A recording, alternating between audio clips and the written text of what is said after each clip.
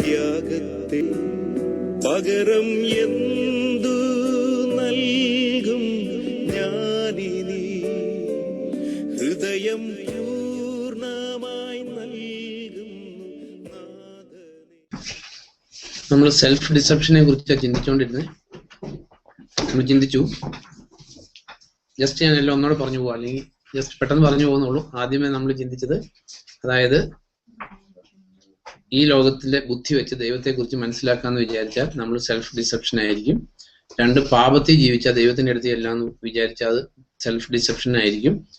മൂന്നാമത്തെ, bad company, അതായത് ചീത്ത കൂട്ടുകെട്ടുകളിലൂടെ ജീവിച്ച് നമുക്ക് ദൈവത്തെ പ്രീതിപ്പെടുത്തി ദൈവത്തിന് വേണ്ടി ആത്മീയരായിട്ട് ജീവിക്കാമെന്ന് വിചാരിച്ചാൽ സെൽഫ് ഡിസെപ്ഷൻ ആയിരിക്കും. പിന്നെ ഗലാത്യർ ചിന്തിച്ചു, ഒന്നും അല്ലാതിരിക്കെ എന്തോ ആണെന്ന് ഭാവിച്ചാൽ നമ്മൾ സെൽഫ് ഡിസെപ്ഷൻ ആയിരിക്കും. അതായത് നമ്മളെല്ലാം ഒന്നും അല്ല എന്നുള്ളതാണ് ആദ്യം നമ്മൾ പഠിക്കേണ്ടത്. പിന്നെ ചിന്തിച്ചത്, വിതയ്ക്കുന്നത് തന്നെ കൊയ്യും. അല്ലാതെ നമ്മൾ തിന്മ വിതച്ചിട്ട് നല്ലത് കൊയ്യാന്ന് വിചാരിച്ചാൽ അത് സെൽഫ് ഡിസെപ്ഷൻ ആയിരിക്കും. പിന്നെ യാക്കോബിന്റെ ലൈൻസിൽ കഴിഞ്ഞ ദിവസം നമ്മൾ ചിന്തിച്ച്, യാക്കോബ് പറഞ്ഞേക്കുന്ന രണ്ട് കാര്യങ്ങൾ, ഒന്ന് വചനം കേട്ടിട്ട് അത് മറന്നാൽ സെൽഫ് ഡിസെപ്ഷൻ ആയിരിക്കും. പിന്നെ രക്ഷിക്കപ്പെട്ടു എന്ന് വിചാരിച്ചിട്ട് നാവിന് കടിഞ്ഞാണില്ലാതിരുന്നാൽ അതും സെൽഫ് ഡിസെപ്ഷൻ ആയിരിക്കും.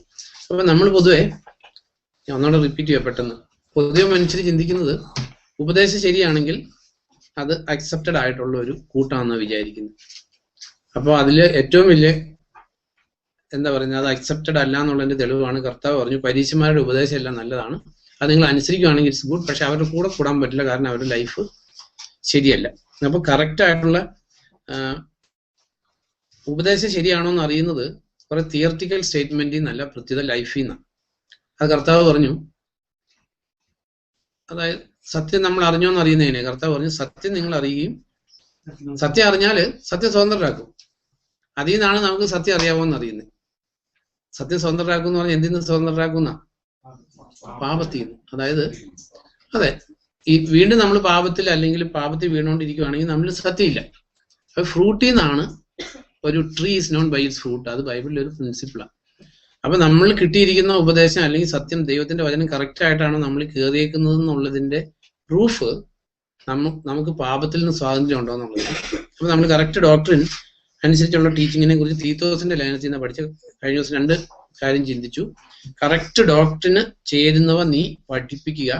കറക്റ്റ് ഡോക്ട്രിൻ ആണെങ്കിൽ ഈ ക്വാളിറ്റീസ് ആൾക്കാരിൽ വെളിപ്പെടുമെന്ന് തീത്തോസിനോട് പറഞ്ഞു. ഒന്ന്, മുതിർന്ന ആൾക്കാരുടെ ലൈഫ് ഇങ്ങനെയായിരിക്കും, അത് നമ്മൾ ചിന്തിച്ചു. മുതിർന്ന സ്ത്രീകൾ ഇങ്ങനെയായിരിക്കും, അത് നമ്മൾ ചിന്തിച്ചതാ. തീത്തോസ് 2-ാം അധ്യായത്തില് നമ്മൾ ചിന്തിച്ചതാ. അതായത് മുതിർന്ന സ്ത്രീകള് ചെറുപ്പക്കാരികളെ പഠിപ്പിക്കേണ്ട കാര്യങ്ങൾ നമ്മൾ ചിന്തിച്ചു. ഗ്രഹകാര്യ തൽപരരായിരിക്കാനും, കാരുണ്യമുള്ളവരായിരിക്കാനും, ഭർത്താക്കന്മാരോട് വിധേയത്വമുള്ളവരായിരിക്കാനും ചെറുപ്പക്കാരികളെ അവർ പരിശീലിപ്പിക്കട്ടെ.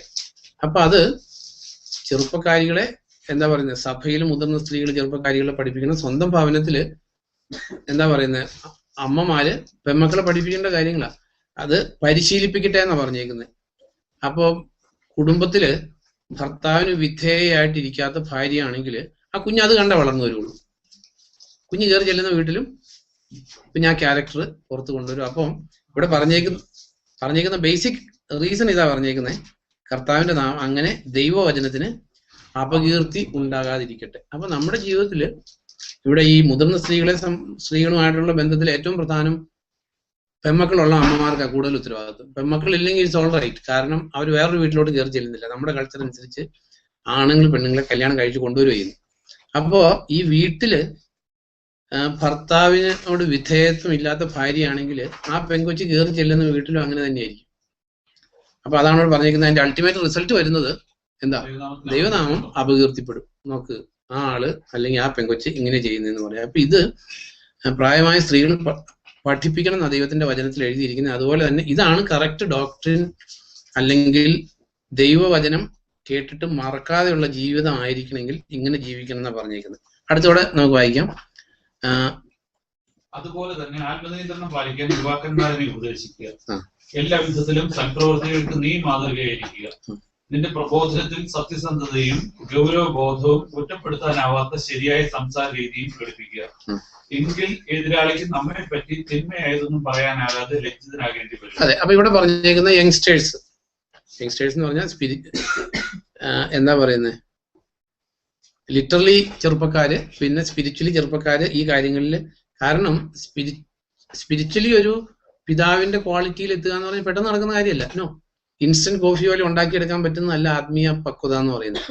ഈ സ്റ്റേജിൽ കൂടെ എല്ലാം കടന്നുപോയേ പറ്റൂ. യോഹന്നാന്റെ ലേഖനത്തിൽ നമ്മൾ വായിച്ചാൽ ശിശുക്കളെ, യുവാക്കന്മാരെ, പിതാക്കന്മാരെ. അപ്പം നമുക്ക് എല്ലാവർക്കും ഉണ്ടായിരിക്കേണ്ട ഡിസയറാ ഒരു പിതാവിന്റെ ക്വാളിറ്റിയിൽ എത്തണം. അത് പ്രായം 60 വയസ്സാകുക എന്നുള്ളതല്ല. You can be A father at the age of 30 spiritually.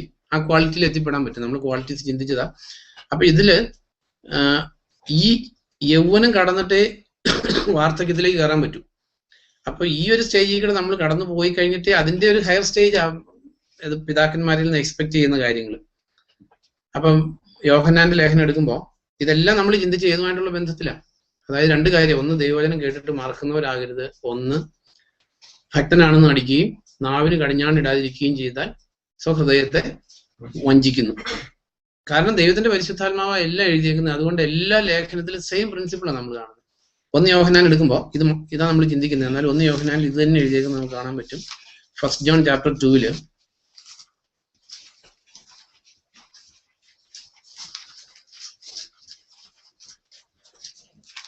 2 അറിയാവുന്ന സ്ഥലം 12 തുടങ്ങി വായിക്കുമ്പോൾ, കുഞ്ഞുമക്കളെ, നിങ്ങളുടെ പാപങ്ങൾ അവന്റെ നാമത്തെ പ്രതി മോചിപ്പിക്കപ്പെട്ടത് കൊണ്ടാണ് ഞാൻ നിങ്ങൾക്ക് എഴുതുന്നത്. അപ്പൊ ഇവിടെ കുഞ്ഞുമക്കളെ എന്ന് പറഞ്ഞേക്കുന്നത് ഇവിടെ ഇരിക്കുന്ന എബനെയും കാൽവിനെയും ഒന്നും ഉദ്ദേശിച്ചിട്ടല്ല, ജസ്റ്റ് രക്ഷിക്കപ്പെട്ടിട്ടുള്ളൂ. അപ്പൊ നമ്മുടെ ജീവിതത്തില് ഇപ്പൊ രക്ഷിക്കപ്പെട്ടിട്ട് 10 വർഷമായാലും 25 വർഷമായാലും അതിന്റെ ഹയർ സ്റ്റേജിലോട്ട് നമ്മൾ വളർന്നില്ലെങ്കിൽ ഈ ഒരൊറ്റ പാപക്ഷമയുടെ ഒരു കാര്യം മാത്രം കാണുന്നത്. രക്ഷിക്കപ്പെട്ടു, പാപം ക്ഷമിച്ച് കിട്ടി. ഇപ്പൊ കുരിശെ കിടന്ന കള്ളന് പാപം ക്ഷമിച്ച് കിട്ടി. പക്ഷെ അവന്റെ ലൈഫിൽ ഒരു ട്രാൻസ്ഫോർമേഷൻ, അവന് ആയുസ് കിട്ടിയില്ല. എന്നാൽ ജസ്റ്റ് പാപക്ഷമേ ഉള്ളൂ. പക്ഷെ ജീവിതത്തിൽ രക്ഷിക്കപ്പെട്ട ആളും രക്ഷിക്കപ്പെടാത്ത ആളും തമ്മിൽ ഒരു വ്യത്യാസം ഇല്ലാത്ത ഒരു ലൈഫാണ് ശിശുവിന്റെ ലൈഫ്. പൗലോസിന്റെ സ്ഥലത്ത് പത്രോസിന്റെ ലേഖനത്തിൽ നമ്മൾ വായിക്കുന്നുണ്ട്. ആകയാൽ നവജാതരായ ശിശുക്കളെ പോലെ എന്ത് ചെയ്യണമെന്ന് പറഞ്ഞേക്കുന്നത്? അതിനുള്ളതല്ല എന്നിട്ട് അവിടെ അതിൽ പ്രശ്നം. നവജാതനായ ശിശു പാല് കുടിക്കും. എന്ത് പറ്റുന്ന? എന്നും ലൂസ് മോഷൻ ആയിരിക്കും. എങ്ങനെ പാല് കുടിക്കണമെന്നാ എഴുതിയിരിക്കുന്നത്? അന്ന് വായിച്ചു. ഫസ്റ്റ് പീറ്റർ 2 സത്യവദോസ്തത്തിൽ നിന്ന് വായിക്കും. ലിസിയുടെ സത്യവദോസ്താണ് വായിക്കാം. 1 പീറ്റർ 2 എന്ന് വായിക്കും. 2:1 തുടങ്ങി. ആകയാൽ സകല ദുഷ്ടതയും എല്ലാ ചെറുവും വ്യാജഭാവവും അസൂയയും എല്ലാ നുണയും നീക്കിക്കളഞ്ഞ് ഇപ്പോൾ ജനിച്ച ശിശുക്കളെ പോലെ രക്ഷയ്ക്കായി വളരുവാൻ വചനമെന്ന മായമില്ലാത്ത പാൽ കുടിക്കാൻ വാഞ്ചിക്കുന്നു. അപ്പൊ രക്ഷയ്ക്കായിട്ട് വളരാൻ വചനമെന്ന മായമില്ലാത്ത പാല് കുടിച്ചാൽ മതിയോ? കംപ്ലീറ്റ് ദഹനക്കേടായിരിക്കും. പാല് കുടിക്കും ഒത്തിരി, പക്ഷെ ഒന്നും ശരീരത്തിൽ അബ്സോർബ് ചെയ്യില്ല. അപ്പൊ നവജാതനായ ശിശുവിന്റെ ക്വാളിറ്റി അവിടെ നമ്മൾ വായിച്ച്.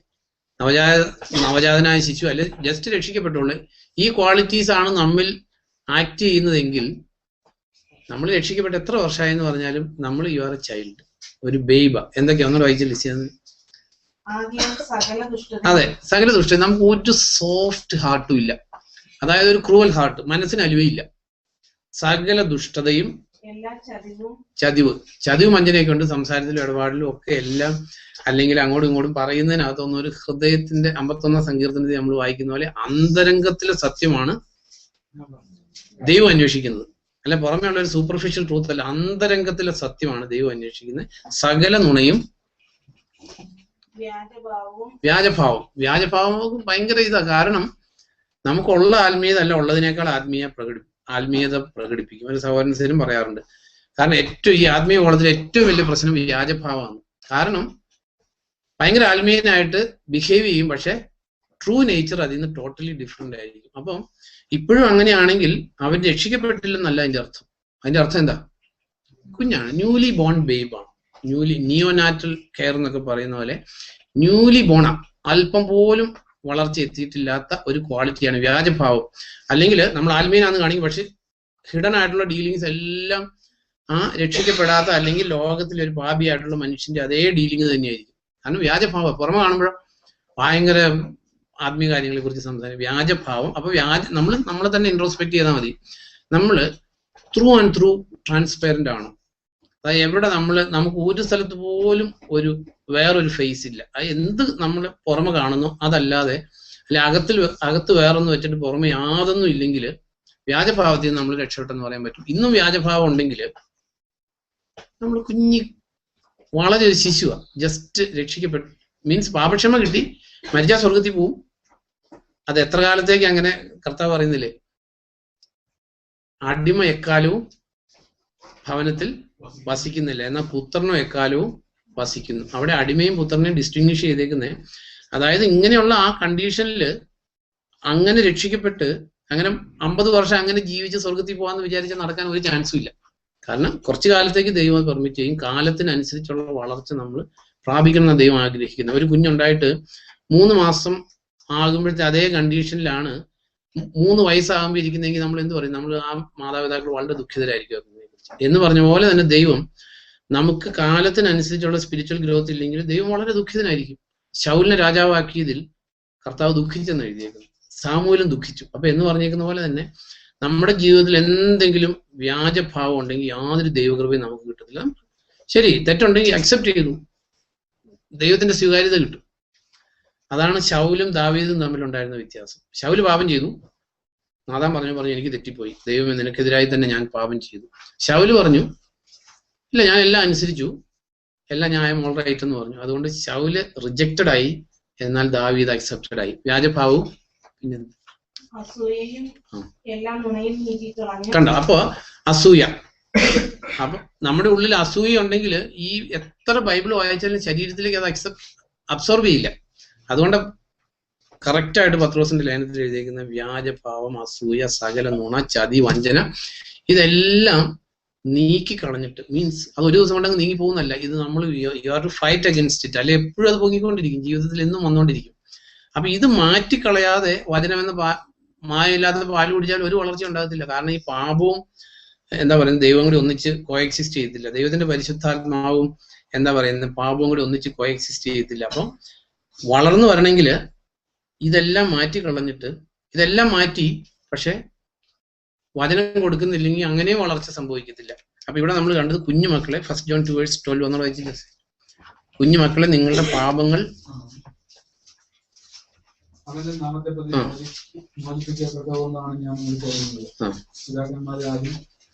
ആദ്യം മുതലുള്ളവനെ. അപ്പൊ അടുത്ത പിതാവിന്റെ ക്വാളിറ്റി എന്താ? അത് നമ്മൾ അറിയേണ്ട ഒരു കാര്യം അല്ല, മീൻസ് പിതാവിന്റെ ക്വാളിറ്റി ആ എഴുതിയേക്കുന്നല്ല, അവിടെ പറഞ്ഞേക്കുന്ന ക്വാളിറ്റി വൺ വേർഡിൽ പറഞ്ഞെന്താ? നോയിങ് അല്ല, മീൻസ് നോയിങ് എന്ന് പറഞ്ഞേക്കുന്നത് ബൈബിളിൽ നോയിങ് എന്ന് പറഞ്ഞേക്കുന്നത് വെറുതെ ഒരു ചെറിയൊരു വീക്ക് ആയിട്ടുള്ള വേർഡല്ല. ഇപ്പൊ അതെ മാത്യു ചാപ്റ്റർ 1 എഴുതിയേക്കുക, Joseph knew Mary and she conceived. Then ഇതിൽ എഴുതിയേക്കുവാണ്, ദെൻ ദൈവത്തെ അറിഞ്ഞവര് ദൈവത്തിന് വേണ്ടി പോരാടി, ഏക സത്യദൈവമായ നിന്നെയും നീ അയച്ച യേശു ക്രിസ്തുവിനെയും അറിയുന്നതാണ് നിത്യജീവൻ. അപ്പൊ ഇവിടെ അറിയുക എന്ന് പറഞ്ഞേക്കുന്നത് ഇറ്റ്സ് എ ഡീപ്പ് റിലേഷനാണ്. അപ്പോ പിതാക്കന്മാരായി എന്ന് പറഞ്ഞാൽ അതിന്റെ അർത്ഥം കർത്താവുമായിട്ട് വൺനെസ് ആയി, അറിഞ്ഞു ദൈവത്തെ. നമ്മൾ ചില ആൾക്കാരെ കുറിച്ച് പറയില്ലേ, ആൾക്കാരെ കുറിച്ച് ഇപ്പൊ നമ്മൾ തന്നെ ഒന്ന് ആലോചിച്ച് നോക്കി, നമ്മൾ ആദ്യം കാണുമ്പോഴത്തെ അറിവാണ് ഇപ്പോ സെയിം. അങ്ങനെ ഒരു സ്റ്റേജിൽ എത്തിയിട്ട് ഇപ്പൊ ഈ വണ്ടിയുടെ ഗിയറുള്ള വണ്ടിയുടെ ആണെങ്കിൽ അറിയാം, ക്ലച്ചിൽ നിന്ന് കാലെടുക്കുമ്പോൾ പതുക്കെ റിലീസ് ചെയ്യുമ്പോൾ അതിന്റെ എഞ്ചിന്റെ റൊട്ടേഷനും ഈ ടയറിന്റെ റൊട്ടേഷനും തമ്മിൽ എഞ്ചിന്റെ റൊട്ടേഷനൊക്കെ വളരെ കുറവായിരിക്കും. ഫുള്ളായിട്ട് ക്ലച്ച് റിലീസ് ചെയ്ത് കഴിയുമ്പോൾ രണ്ടും സെയിം ആയിരിക്കും. അങ്ങനെ കർത്താവിനെ അപ്പൊ ശരിക്കും അറിയുന്ന കണ്ടീഷനിലാവുമ്പോ എങ്ങനെയാവും? അല്ല, പൗലോസ് പറയുന്ന ബൈബിളിലെ വേർഡ് എന്തായാലും 1 Corinthians 2:16 ജസ്റ്റ് ഒന്ന് നോക്കിയോ. 1 Corinthians എന്തായാലും അല്ല, അത് ഇതെല്ലാം സെയിം വേർഡുകൾ ഒന്നായി തീരുന്ന ഒരവസ്ഥ. അത് നമുക്ക് അത് എക്സ്പ്രസ് ചെയ്യുന്ന അല്ലെ അറിയുന്ന എങ്ങനെയാന്നുള്ളതാണ് 1 Corinthians 2:16 എഴുതിയേക്കുന്നത്. ഉപദേശം അടുത്ത അതിന്റെ ലാസ്റ്റ് പാർട്ട്. പക്ഷെ നമുക്ക് ക്രിസ്തുവിന്റെ മനസ്സില്ല, നമുക്കോ ക്രിസ്തുവിന്റെ മനസ്സുണ്ട്. അപ്പോ അതാണ് പിതാവിന്റെ ക്വാളിറ്റി. അപ്പൊ കർത്താവായ യേശു ക്രിസ്തു ഒരു സാഹചര്യത്തിൽ എങ്ങനെ പെരുമാറും, എങ്ങനെ ചിന്തിക്കും, എങ്ങനെ ആ കർത്താവിന്റെ അതേ മനസ്സ്, കർത്താവിന്റെ അതേ മനസ്സിലെത്തിപ്പെടും. അതാണ് പിതാക്കന്മാരുടെ ക്വാളിറ്റി. അല്ലെങ്കിൽ നമ്മൾ ആരും പിതാക്കന്മാരായിട്ടില്ല, but we should have a desire. കർത്താവിന്റെ അതേ മനസ്സ്, ഒരു വ്യത്യാസമില്ല. കർത്താവ് ലോകത്തെ എങ്ങനെ കണ്ടു, കർത്താവ് സമ്പത്തിനെ എങ്ങനെ കണ്ടു, കർത്താവ് സ്ത്രീകളെ എങ്ങനെ കണ്ടു, കർത്താവ് ഈ ലോകത്തിലെ ഓരോ സാഹചര്യങ്ങളിലും എങ്ങനെ പെരുമാറി, കർത്താവിനെ ഒരാൾ കൊല്ലാൻ വരുമെന്ന് പറഞ്ഞപ്പോൾ കർത്താവ് എങ്ങനെ പെരുമാറി, ഹെറോദസിനെ കൊല്ലാൻ വേണ്ടി അന്വേഷിക്കുന്നു പറഞ്ഞപ്പോൾ കർത്താവ് അബ്സല്യൂട്ട്ലി ഫിയർലെസ്. കർത്താവ് പറഞ്ഞു, ശരീരത്തെ കൊല്ലുന്നവനെ പേടിക്കേണ്ട ആവശ്യമില്ല, ശരീരത്തെയും ആത്മാവിനെയും കൊല്ലുന്നവനെ മാത്രമേ ഭയപ്പെടാവൂ. അത് ഏശയ്യാ പ്രവചനത്തിൽ നിന്ന് കർത്താവ് പറഞ്ഞു. ഏശയ്യാ 8-ാം അധ്യായത്തിൽ എഴുതിയതാണ്, ദൈവത്തെ ഭയപ്പെടുന്നവൻ വേറെ ഒന്നിനും ഭയപ്പെടത്തില്ല. അപ്പൊ കർത്താവിന്റെ ആ മനസ്സിലേക്ക് എത്തുമ്പോഴത്തേക്കും നമുക്ക് ആക്സിഡന്റ് വരുന്നതിനെ കുറിച്ചോ അകാല ജന്മം പ്രാപിക്കുന്നതിനെ കുറിച്ചോ അല്ലെങ്കിൽ ഇങ്ങനെ അൺടൈംലി ഡെത്ത് വരുന്ന ഒരു ഭയമില്ല. നോക്ക്, കർത്താവും അപ്പസ്തോലന്മാരും വള്ളത്തെ പോയപ്പോൾ വലിയ കൊടുങ്കാറ്റ് വന്നു. അപ്പസ്തോലന്മാർ ഓടിച്ചെന്ന് വിളിച്ചു കഴിഞ്ഞപ്പോൾ ഞങ്ങൾ നശിക്കാൻ പോകുന്നു. കർത്താവ് എന്ത് ചെയ്യുമായിരുന്നു? തലേണ വെച്ച് കിടന്ന് ഓർമ്മ. അതാണ് ശരിക്കും പിതാക്കന്മാരാകുമ്പോൾ ഉണ്ടാകുന്ന ഇതാണ്. ദൈവമക്കൾക്ക് ഒരു ശാബത്ത് വിശ്രമമുണ്ട്. ദുർവാർത്തകളെ കുറിച്ച് ഭയപ്പെടാത്ത ഒരവസ്ഥ, അല്ലെങ്കിൽ നാശത്തെ കുറിച്ച് ചിന്തിക്കാത്ത ഒരവസ്ഥ. കാരണം we are safe under the mighty hand of the Lord എന്നുള്ള വിശ്വാസത്തിൽ പക്വത പ്രാപിച്ച ആ അവസ്ഥയാണ് പിതാക്കന്മാരാകുന്ന അവസ്ഥയെ കുറിച്ച് പറഞ്ഞത്. അല്ലെങ്കിൽ എപ്പോഴും പെർപ്ലെക്സിറ്റി ആയിരിക്കും. എനിക്ക് പഠിച്ചു കഴിഞ്ഞാൽ ജോലി കിട്ടുമോ, അല്ലെങ്കിൽ പിന്നെ എന്താവും, എൻ്റെ എന്താ പറയുക, പല നാനാവിധങ്ങളായിട്ടുള്ള പ്രോബ്ലംസിനെ കുറിച്ച് വറീഡായിരിക്കും മനുഷ്യൻ. അല്ലെങ്കിൽ ഒരു തലവേദന വന്നു കഴിയുമ്പോഴത്തേക്ക് തലയ്ക്കകത്ത് അങ്ങനെ ട്യൂമർ ആണോ എന്നൊരു പേടി, വയറിനകത്തൊരു വയറുവേദന വന്നു കഴിയുമ്പോഴത്തേക്ക് അത് ക്യാൻസർ ആണോ എന്നൊരു പേടി. നോ, മരണത്തിന്റെയും ജീവന്റെയും താക്കോലുകൾ കർത്താവായ യേശു ക്രിസ്തുവിന്റെ കയ്യിലാണ്. കർത്താവിന് ടോട്ടലായിട്ട് അനുസരിച്ച് കർത്താവിന് ടോട്ടലി സറണ്ടർ ചെയ്ത് ജീവിക്കുന്ന ഒരു മനുഷ്യനെങ്കിൽ ദൈവം അനുവദിക്കാതെ നമ്മുടെ ജീവനെ സ്പർശിക്കാൻ ആരെ കൊണ്ടും പറ്റത്തില്ല. അപ്പൊ നമ്മളെല്ലാം വളർന്ന് പിതാക്കന്മാരാകണമെന്നാണ് ദൈവം ആഗ്രഹിക്കുന്നത്. അറ്റ് ദി സെയിം ടൈം ഇവിടെ ഈ സ്റ്റേജിൽ കൂടെ കടന്നുപോയേ പറ്റൂ. കാരണം ഏതെങ്കിലും ഒരു മനുഷ്യന് ഒരു ശിശു ആകാതെ വലുതാകാൻ പറ്റത്തില്ല. അപ്പൊ നമ്മളെ തന്നെ ഒന്ന് ചിന്തിച്ച് നോക്കിയാൽ മതി. നമ്മൾ ഇപ്പോഴും ആ കുഞ്ഞാണോ, വ്യാജഭാവം ഉണ്ടോ, കള്ളത്തിലുണ്ടോ, അത്യാവശ്യം നുണയുണ്ടോ, അത്യാവശ്യം ഈ വ്യാജഭാവം നമ്മൾ ഈ പറയാറുള്ള പോലെ ഒരാളൊരു വീട്ടിലൊരു ഗസ്റ്റ് വന്നു കഴിയുമ്പോൾ ഇന്ന് പോകണ്ടെന്ന് പറയും, ഉള്ളിൽ പോയാൽ കൊള്ളാമെന്ന് ആഗ്രഹം വരും. ഇങ്ങനെയൊക്കെ എങ്കിൽ ബേബ്, ഒരു കുഞ്ഞാണ്. കാരണം കർത്താവ് പറഞ്ഞു, കർത്താവിന്റെ ഫോളോവേഴ്സ്, സ്വർഗരാജ്യത്തിലെ അംഗങ്ങള്, അവരതേന്ന് പറഞ്ഞാൽ അതേന്നേ ഉള്ളൂ, അല്ലാന്ന് പറഞ്ഞാൽ അല്ലാന്നേ ഉള്ളൂ. അതിനപ്പുറത്തേക്കുള്ളത് എല്ലാം ദുഷ്ടനിൽ നിന്ന് വരുന്നതാ. അത് വിക്കറ്റ്നെസ്സാ, കാപട്യം. അപ്പൊ ഇവിടെ നമ്മൾ വായിച്ചു പിതാക്കന്മാരുടെ ക്വാളിറ്റി വായിച്ചു. ദെൻ യുവാക്കന്മാരെയും കൂടി ഒന്ന് വായിച്ചു. യുവാക്കന്മാരെ ഫസ്റ്റ് ജോൺ 2:13 സെക്കൻഡ് പാർട്ട്. യുവാക്കന്മാരെ, നിങ്ങൾ ദുഷ്ടന്റെ മേൽ വിജയം വരിച്ചിരിക്കുന്നത് കൊണ്ട് നിങ്ങൾക്ക് ഞാൻ എഴുതുന്നു. അപ്പൊ ഈ മൂന്നായിട്ട് എഴുതിയിട്ട് അത് ഒന്നോടെ റിപ്പീറ്റ് ചെയ്തേക്കുക. അപ്പൊ ഇതില് യുവാക്കന്മാരെ കുറിച്ച് എഴുതിയേക്കുന്ന അടിയിൽ ഒന്നോടെ എഴുതിയിട്ടുണ്ട്. 14-ാം സെന്റൻസിൽ യുവാക്കന്മാരെ, നിങ്ങൾ ശക്തരായതുകൊണ്ട് ദൈവവചനം നിങ്ങളിൽ കുടികൊള്ളുന്നത് കൊണ്ട് ദുഷ്ടന്റെ മേൽ നിങ്ങൾ വിജയം വരിച്ചിരിക്കുന്നതുകൊണ്ട് നിങ്ങൾക്ക് എഴുതുന്നു. അപ്പൊ നമ്മുടെ ജീവിതത്തിൽ എങ്ങനെ എപ്പോഴും പിശാചിന്റെ കെണിയിൽ നമ്മൾ വീഴാറുണ്ടോ, അല്ലെങ്കിൽ പിശാചിന്റെ ഡിസെപ്ഷനിൽ നമ്മൾ വീഴാറുണ്ടോ? എങ്കില് നമ്മൾ യുവാക്കന്മാരുടെ കണ്ടീഷനിൽ പോലും എത്തിയിട്ടില്ല. ഇവിടെ പറഞ്ഞേക്കുന്നത് ദുഷ്ടന്റെ മേൽ വിജയം വരിക്കുന്നവനാണ് യുവാവ്. പിതാവിന്റെ അടുത്തേക്ക് നമ്മൾ എത്തിയിട്ടില്ല. ഇപ്പോഴും പിശാച് വയ്ക്കുന്ന ഓരോ കെണിയിൽ വീഴുക. പിശാചിന്റെ കെണികൾ, പിശാചിന്റെ ഡിസെപ്ഷൻസ്. ഇപ്പൊ നമ്മൾ ചിന്തിച്ച സെൽഫ് ഡിസെപ്ഷനാണ് ചിന്തിച്ചേ. ഈ സെൽഫ് ഡിസെപ്ഷൻ ഏറ്റവും ഡേഞ്ചർ ആകാൻ കാരണം എന്താണെന്ന് ചോദിച്ചാൽ, സെൽഫായിട്ട് ഡിസീവ് ചെയ്യുന്നവര് ദൈവം കൈയൊഴി. അതാണ് നമ്മൾ തെസ്സലോനിക്ക ലേഖനത്തിൽ വായിക്കുന്നത്. അപ്പോ സത്യത്തിന് കീഴടങ്ങാത്തവര്, സത്യത്തെ സ്നേഹിക്കാത്തവര് ദൈവം എന്ത് ചെയ്യുമെന്ന് എഴുതിയിരിക്കുന്നത്? തെറ്റായത് ശരിയെന്ന് വിശ്വസിക്കുന്ന മിഥ്യാബോധത്തിലേക്ക് വിടും. അതുകൊണ്ടാണ് സെൽഫ് ഡിസെപ്ഷൻ ആണ് ഏറ്റവും ഡേഞ്ചറസ് ആയിട്ടുള്ളത്. അപ്പൊ ഇതില് നമ്മൾ ചിന്തിച്ച് ഈ പിശാചിന്റെ കെണിയിൽ നമ്മൾ ഇപ്പോഴും വീഴുന്ന കണ്ടീഷൻ ആണെങ്കിൽ നമ്മൾ യുവാക്കന്മാരുമായിട്ടില്ല. പിശാചിന്റെ മെയിൻ 2 ഡിസെപ്ഷൻസ് ഏത് മേഖലകളിൽ കൂടെയാണ് അറിയാവുന്ന? അതായത് കുഞ്ചൻ നമ്പ്യാർ എഴുതിയ പോലെ തന്നെ കനകം മൂലം കാമിനി മൂലം. ബൈബിളിൽ അങ്ങനെ തന്നെ എഴുതിയേക്കുന്നത്. നമുക്ക് ഈ മർക്കോസിന്റെ സുവിശേഷം 4:19 ഇംഗ്ലീഷിൽ നിന്ന് വായിക്കുമ്പോൾ മാർക്ക് 4:19. അപ്പൊ നമ്മൾ ചിന്തിച്ചത്, അപ്പൊ യുവാക്കന്മാരുടെ കണ്ടീഷനിൽ നമ്മൾ എത്തിയിട്ടില്ലെങ്കിൽ നമ്മൾ ഏത് കണ്ടീഷനാണ്? ശിശുക്കളാണ്. 4:19 ഇംഗ്ലീഷിൽ നിന്ന് വായിക്കാം. Deceitfulness of the wealth. NKJV-യിലാണെങ്കിൽ ഡിസീറ്റ്ഫുൾനെസ് ഓഫ് ദി റിച്ചസ്. അപ്പൊ പിശാച് വീഴിക്കുന്ന, അല്ലെങ്കിൽ നമ്മൾ യുവാക്കന്മാരായോന്ന് നമ്മളെ ടെസ്റ്റ് ചെയ്താൽ മതി. പിശാചിന്റെ ഒരു കെണി ഇതാണ്. ഏതാ ഡിസെപ്ഷൻ? അത് ഡിസീറ്റ്ഫുൾനെസ് ഓഫ് ദി റിച്ചസ്. രണ്ടാമത് നമുക്ക് ഒന്നിച്ച് ചിന്തിക്കാം. എഫേഷ്യൻസ് 4 എടുക്കുമ്പോ 4:22 എന്ന് തോന്നുന്നു, ഒന്ന് വായിക്കാം. അത് ഇംഗ്ലീഷിലൊന്ന് വായിച്ചിട്ടുണ്ട്.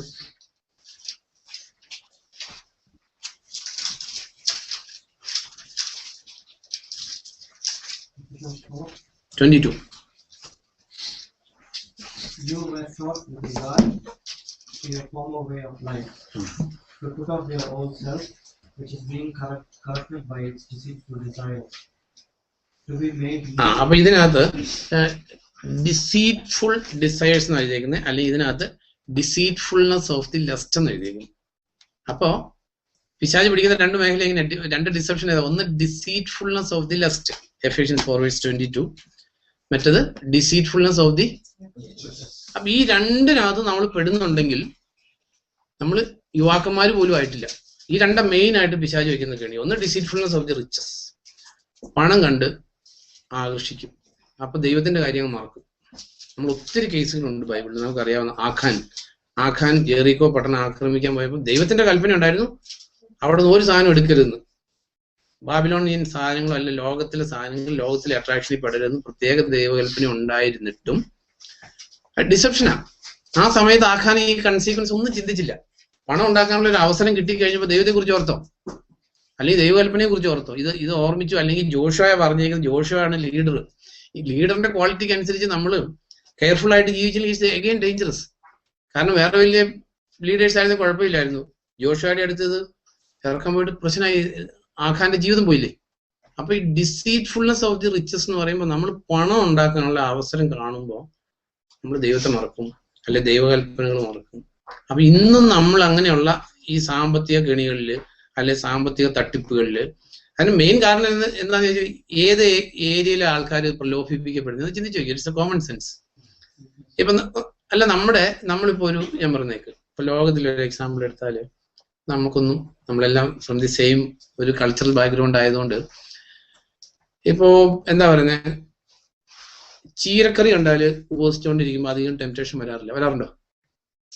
ചിക്കൻ ബിരിയാണിയുടെ മണം വരുമ്പോഴോ ഇന്നത്തെ ഉപവാസം മാറ്റി വെച്ചിട്ട് എന്നാ ഉപവാസം 2 ദിവസം കഴിഞ്ഞിട്ട് വേണമെങ്കിൽ ഉപവസിക്കുക, ഇന്നിപ്പോ ഇത് കഴിക്കാമെന്ന് തീരുമാനിക്കും. ഞാൻ പറഞ്ഞത് നമ്മൾ എവിടെ ടെംപ്റ്റഡ് ആകുന്നോ അതിന്റെ റീസൺ നമ്മുടെ ഉള്ളിൽ അതിനോടൊരു മോഹം അല്ലെ വീക്ക്നെസ് കിടക്കുന്നുണ്ടാണ്. ആ ഏരിയയിൽ മാത്രമേ പിശാചിനെ ടെംപ്റ്റ് ചെയ്യാൻ പറ്റത്തുള്ളൂ.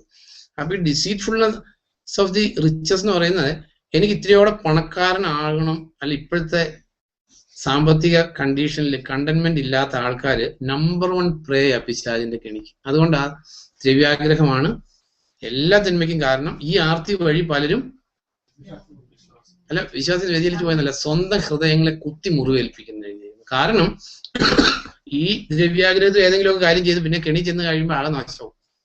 ചിലപ്പോൾ വേണ്ടാത്ത ഏതെങ്കിലും കടം എടുത്തു, അല്ലെ വേണ്ടാത്ത സ്ഥലത്ത് കൊണ്ട് ഇൻവെസ്റ്റ് ചെയ്ത് കുറെ കഴിയുമ്പോൾ ഇൻവെസ്റ്റ് ചെയ്ത സ്ഥലവും കാണത്തില്ല, ഒന്നും കാണത്തില്ല. കാരണം പെട്ടെന്ന് സമ്പന്നനാകാനുള്ള ആഗ്രഹം കൊണ്ട് അവിടെ പോയി ഇൻവെസ്റ്റ് ചെയ്ത്. ഇല്ല, ചില ആൾക്കാർ റിട്ടയർമെന്റ് പൈസ മുഴുവൻ ഞാൻ കണ്ടിട്ടുണ്ട്. റിട്ടയർമെന്റ് കിട്ടിയ പൈസ മുഴുവൻ കൊണ്ട് ഇത് 10-30 വർഷം ജോലി ചെയ്ത് ഉണ്ടാക്കിയ പൈസ എല്ലാം കൂടെ കൊണ്ട് ബ്ലേഡ് കമ്പനി കൊണ്ട് ഇൻവെസ്റ്റ് ചെയ്യും. കുറെ കഴിയുമ്പോൾ ഈ ബ്ലേഡുകാരനും കാണത്തില്ല, ബ്ലേഡ് കമ്പനിയും കാണത്തില്ല, എല്ലാം പോയി. അപ്പൊ ഇത് ഭയങ്കര ഡിസപ്ഷനാണ്. കാരണം പെട്ടെന്നുള്ള പൈസ ഇരട്ടിപ്പിക്കാനുള്ള ആഗ്രഹത്തിൽ നിന്നാണ് കൊണ്ട് ഇൻവെസ്റ്റ് ചെയ്ത് നഷ്ടപ്പെടുന്നത് കണ്ട് ആരെങ്കിലും കൊണ്ട് ഇൻവെസ്റ്റ് ചെയ്യുമോ? ഇല്ല. അതാണ് ഇതിന്റെ ഡിസപ്ഷൻ. അപ്പൊ ഡിസീറ്റ്ഫുൾനെസ് ഓഫ് ദി റിച്ചസ്. അപ്പൊ നമ്മുടെ ജീവിതത്തില് ഇന്നും പണം ഉണ്ടാക്കാനുള്ള ഷോർട്ട് കട്ടുകള്, ഇത്തിരിയുടെ പൈസ ഉണ്ടാക്കണം എന്നുള്ള മോഹം, ഇത് ലോകത്തിൽ എല്ലാ മനുഷ്യർക്കും ഉള്ളതാണ്. ബട്ട് ആ മഹനീയ നാമത്തെ നമ്മൾ വഹിക്കരുത്.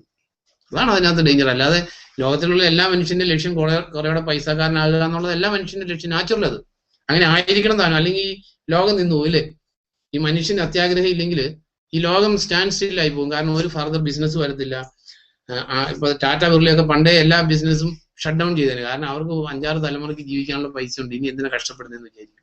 അപ്പൊ ഈ ദ്രവ്യാഗ്രഹവും ഈ പാപ സ്വഭാവങ്ങളും എല്ലാം ലോകത്തിൽ ആവശ്യമാണ്, പക്ഷെ നമ്മുടെ ഇടയിൽ ഉണ്ടാകാൻ പാടില്ല. അതുകൊണ്ട് എഫേസ്യർ ലേഖനത്തിൽ പറയുന്നത് നിങ്ങളുടെ ഇടയിൽ അതിന്റെ പേര് പോലും എഫേഷ്യൻസ് 5 തുടങ്ങിയെന്ന് വായിച്ചു. It's very important. 5:1 തുടങ്ങി വായിക്കും. ദൈവത്തിന്റെ പ്രിയപ്പെട്ട മക്കളെ പോലെ ദൈവത്തെ അനുകരിക്കുക. ക്രിസ്തു നമ്മെ സ്നേഹിച്ചതുപോലെ സ്നേഹത്തിൽ നിങ്ങൾ ചരിക്കുക. ദൈവത്തിന് പരിമളമുള്ള ബലിയും യാഗവുമായി അവൻ തന്നെ നമുക്ക് വേണ്ടി അർപ്പിച്ചു. അവിഹിത വേഴ്ചയുടെയോ എന്തെങ്കിലും അശുദ്ധിയുടെയോ അത്യാഗ്രഹത്തിന്റെയോ പേര് പോലും നിങ്ങളുടെ ഇടയിൽ കേൾക്കരുത്. അവ വിശുദ്ധർക്ക് യോജിച്ചത്. ഞാൻ പറഞ്ഞില്ല, ഇത് ലോകത്തിൽ ഉണ്ടാവില്ല എന്നല്ല പരിശുദ്ധാത്മാവ് എഴുതി. ഇത് വിശുദ്ധർക്ക് യോജിച്ചതല്ല. നമ്മൾ പറയാറില്ല, അത് ചില പിള്ളേരോട് പറയടാ നിന്റെ കുടുംബത്തിന് ചേർന്ന പണിയല്ല അത് പറയാറില്ലേ. വേറെ ആ പിള്ളേർക്കൊക്കെ പറ്റും, പക്ഷെ നിന്റെ അപ്പനമ്മ നോബിളായിട്ട് ജീവിക്കുന്നവരാ, നിന്റെ കുടുംബത്തിന് പറ്റിയ പണിയല്ല നീ ചെയ്യരുത്. അതുപോലെ തന്നെ ഇത് തുടങ്ങിയേക്കുന്നത് ദൈവത്തിന്റെ പ്രിയപ്പെട്ട മക്കളെ പോലെ. കാരണം നിന്റെ കുടുംബത്തിന് ചേർന്നതല്ല, നിന്റെ അപ്പൻ ദൈവമാണ്. ദൈവത്തിന്റെ പ്രിയപ്പെട്ട മക്കളെ പോലെ നിന്റെ അധരങ്ങളിൽ നിന്ന് അശുദ്ധിയുടെയോ അത്യാഗ്രഹത്തിന്റെയോ പേര് പോലും കേൾക്കരുത്. നോക്ക്, ഞാൻ പലപ്പോഴും കേട്ടിട്ടുണ്ട് വിശ്വാസികൾ അത്യാഗ്രഹത്തിൽ നിന്ന് കുറച്ചൊക്കെ സ്വാതന്ത്ര്യം നേടിയാലും പറയും നമുക്ക് അവനവിടെ പോയി ആ ബിസിനസ് ചെയ്ത് ഭയങ്കര പൈസ ഉണ്ട്, അപ്പൊ ഭയങ്കര നല്ല കാലം. എന്ത് നല്ല കാലം? ദൈവം ഇല്ലാത്ത എന്ത് നല്ല കാലമുള്ള മനുഷ്യൻ അല്ലേ? ആൾക്കാർ പറയാറില്ലേ, ഓ അത് ഭയങ്കര, അവിടെ പോയൊരു ബിസിനസ് തുടങ്ങി ഭയങ്കര ലാഭമായി, അല്ലെങ്കിൽ ഇപ്പൊ പോയപ്പോഴത്തെ പോലെ ഒന്നുമല്ല, ഇപ്പൊ ഭയങ്കര എന്താ പറയുന്നത്, ഇറങ്ങി കഴിഞ്ഞപ്പോൾ കർത്താവിന് വേണ്ടി ഇറങ്ങിയപ്പോ ഇത്രേ ഉണ്ടായിരുന്നുള്ളൂ, ഇപ്പൊ ഭയങ്കര വീടുണ്ട്, 5 വീടുണ്ട്, 6 വീടുണ്ട്. അല്ല ഇങ്ങനെ, അതായത് നമുക്ക് കിട്ടിയില്ല, പക്ഷെ ആ വേറൊരാൾക്ക് ഉണ്ടായതിനെ കുറിച്ച് സംസാരിക്കാൻ കാരണം എന്നാ വെച്ചാൽ എനിക്കും അങ്ങനെ ആയിരുന്നെങ്കിൽ എന്നുള്ള അത്യാഗ്രഹത്തിൽ നിന്നത്. ദൈവത്തിന്റെ വചനം പറയാണ് അത്യാഗ്രഹത്തിന്റെ പേര് പോലും നിങ്ങളുടെ ഇടയിൽ ഉണ്ടാകരുത്, കൃത്യത ഉള്ളത് കൊണ്ട് സംതൃപ്തരായിരിക്കും. അതുകൊണ്ട് ബെറ്റർ പൊസിഷനിലേക്ക് നമ്മൾ പൊങ്ങരുതെന്നും ഉയരരുതെന്നൊന്നും അല്ല ദൈവത്തിന്റെ വചനം പറയുന്നത്. പക്ഷെ ഒരു കണ്ടന്റഡ് ഹാർട്ട് ഇല്ലെങ്കിൽ അത് ദുഷ്ടന്റെ കെണിയിൽ നമ്മൾ പെടുന്നതുകൊണ്ടാണ്. ഉള്ളതുകൊണ്ട് സംതൃപ്തി ഇല്ലെങ്കിൽ, സംതൃപ്തിയോട് കൂടിയ ദൈവഭക്തിക്ക് വലിയ പ്രതിഫലമുണ്ട്. ഇല്ലാത്തവൻ ഹൃദയത്തെ കുത്തി മുറിവേൽപ്പിച്ചുകൊണ്ടിരിക്കും. അപ്പൊ ഇവിടെ പറഞ്ഞേക്കുന്നേ, അപ്പൊ നമ്മൾ ഇതൊന്നും ഒരു പാപമായിട്ട് പൊതുവെ എടുക്കാറില്ല. അല്ല ചില ആൾക്കാർ പറയും അവിടെ പോയി അങ്ങനെ ഭയങ്കരമായിട്ട് കൈക്കൂലി വാങ്ങിച്ച് വലിയ എസ്റ്റേറ്റ് വാങ്ങിച്ചു വലിയ പണക്കാരനായി, ഇപ്പൊ ഭയങ്കര പൈസക്കാരനായി. കാരണം ഇത് പറയാൻ കാരണം നമ്മൾ ആദ്യം പറഞ്ഞ പോലെ ഇതിന്റെ ഈ ലസ്റ്റ് നമ്മുടെ ഉള്ളിൽ കിടക്കുന്നുണ്ട്. അപ്പൊ ഡിസീറ്റ്ഫുൾനെസ് ഓഫ് ദി ലസ്റ്റ്. ഇനി നോക്ക്, നമ്മള് എന്താ പറയുന്നത്, ഇമ്മോറൽ ആക്ടിവിറ്റീസിന് പോകില്ലെങ്കിലും മറ്റുള്ളവരുടെ ഇമ്മോറൽ ആക്ടിവിറ്റീസിനെ കുറിച്ച് സംസാരിക്കും. അവിടെ അവരിങ്ങനെ ഇമ്മോറലായിട്ട് ജീവിക്കുന്നുണ്ട്, ഇവിടെ ഇങ്ങനെയാണ്, അവിടെ ഇമ്മോറൽ ആക്ടിവിറ്റീസ് നടക്കുന്നുണ്ട്. കാരണം ഈ ഉള്ളിൽ ലസ്റ്റ് കിടന്നിട്ടാ. അതുകൊണ്ടാണ് കർത്താവിനെ കുറിച്ച് എഴുതിയേക്കുന്നത്, അവൻ നീതിയെ സ്നേഹിച്ചു ദുഷ്ടതയെ വെറുത്തു. അതുകൊണ്ട് ഈ രക്ഷിക്കപ്പെട്ട ആൾക്കാർക്ക് പലപ്പോഴും ഈ ആനന്ദ തൈലം എന്ന് പറഞ്ഞ സാധനം മാത്രമേ ഇല്ല. പറയുമ്പോ എന്ത് പറയും? വ്യാജഭാവം. പറയുമ്പോ എന്ത് പറയും? തോമസ് പറയാറില്ല. അതായത് ഓ ഞങ്ങൾ ഈ അനുഭവിക്കുന്ന ഈ സന്തോഷം നിങ്ങളോടെ ഒന്ന് അനുഭവിക്കണം, അതിനുവേണ്ടി പറയുകയാണ്.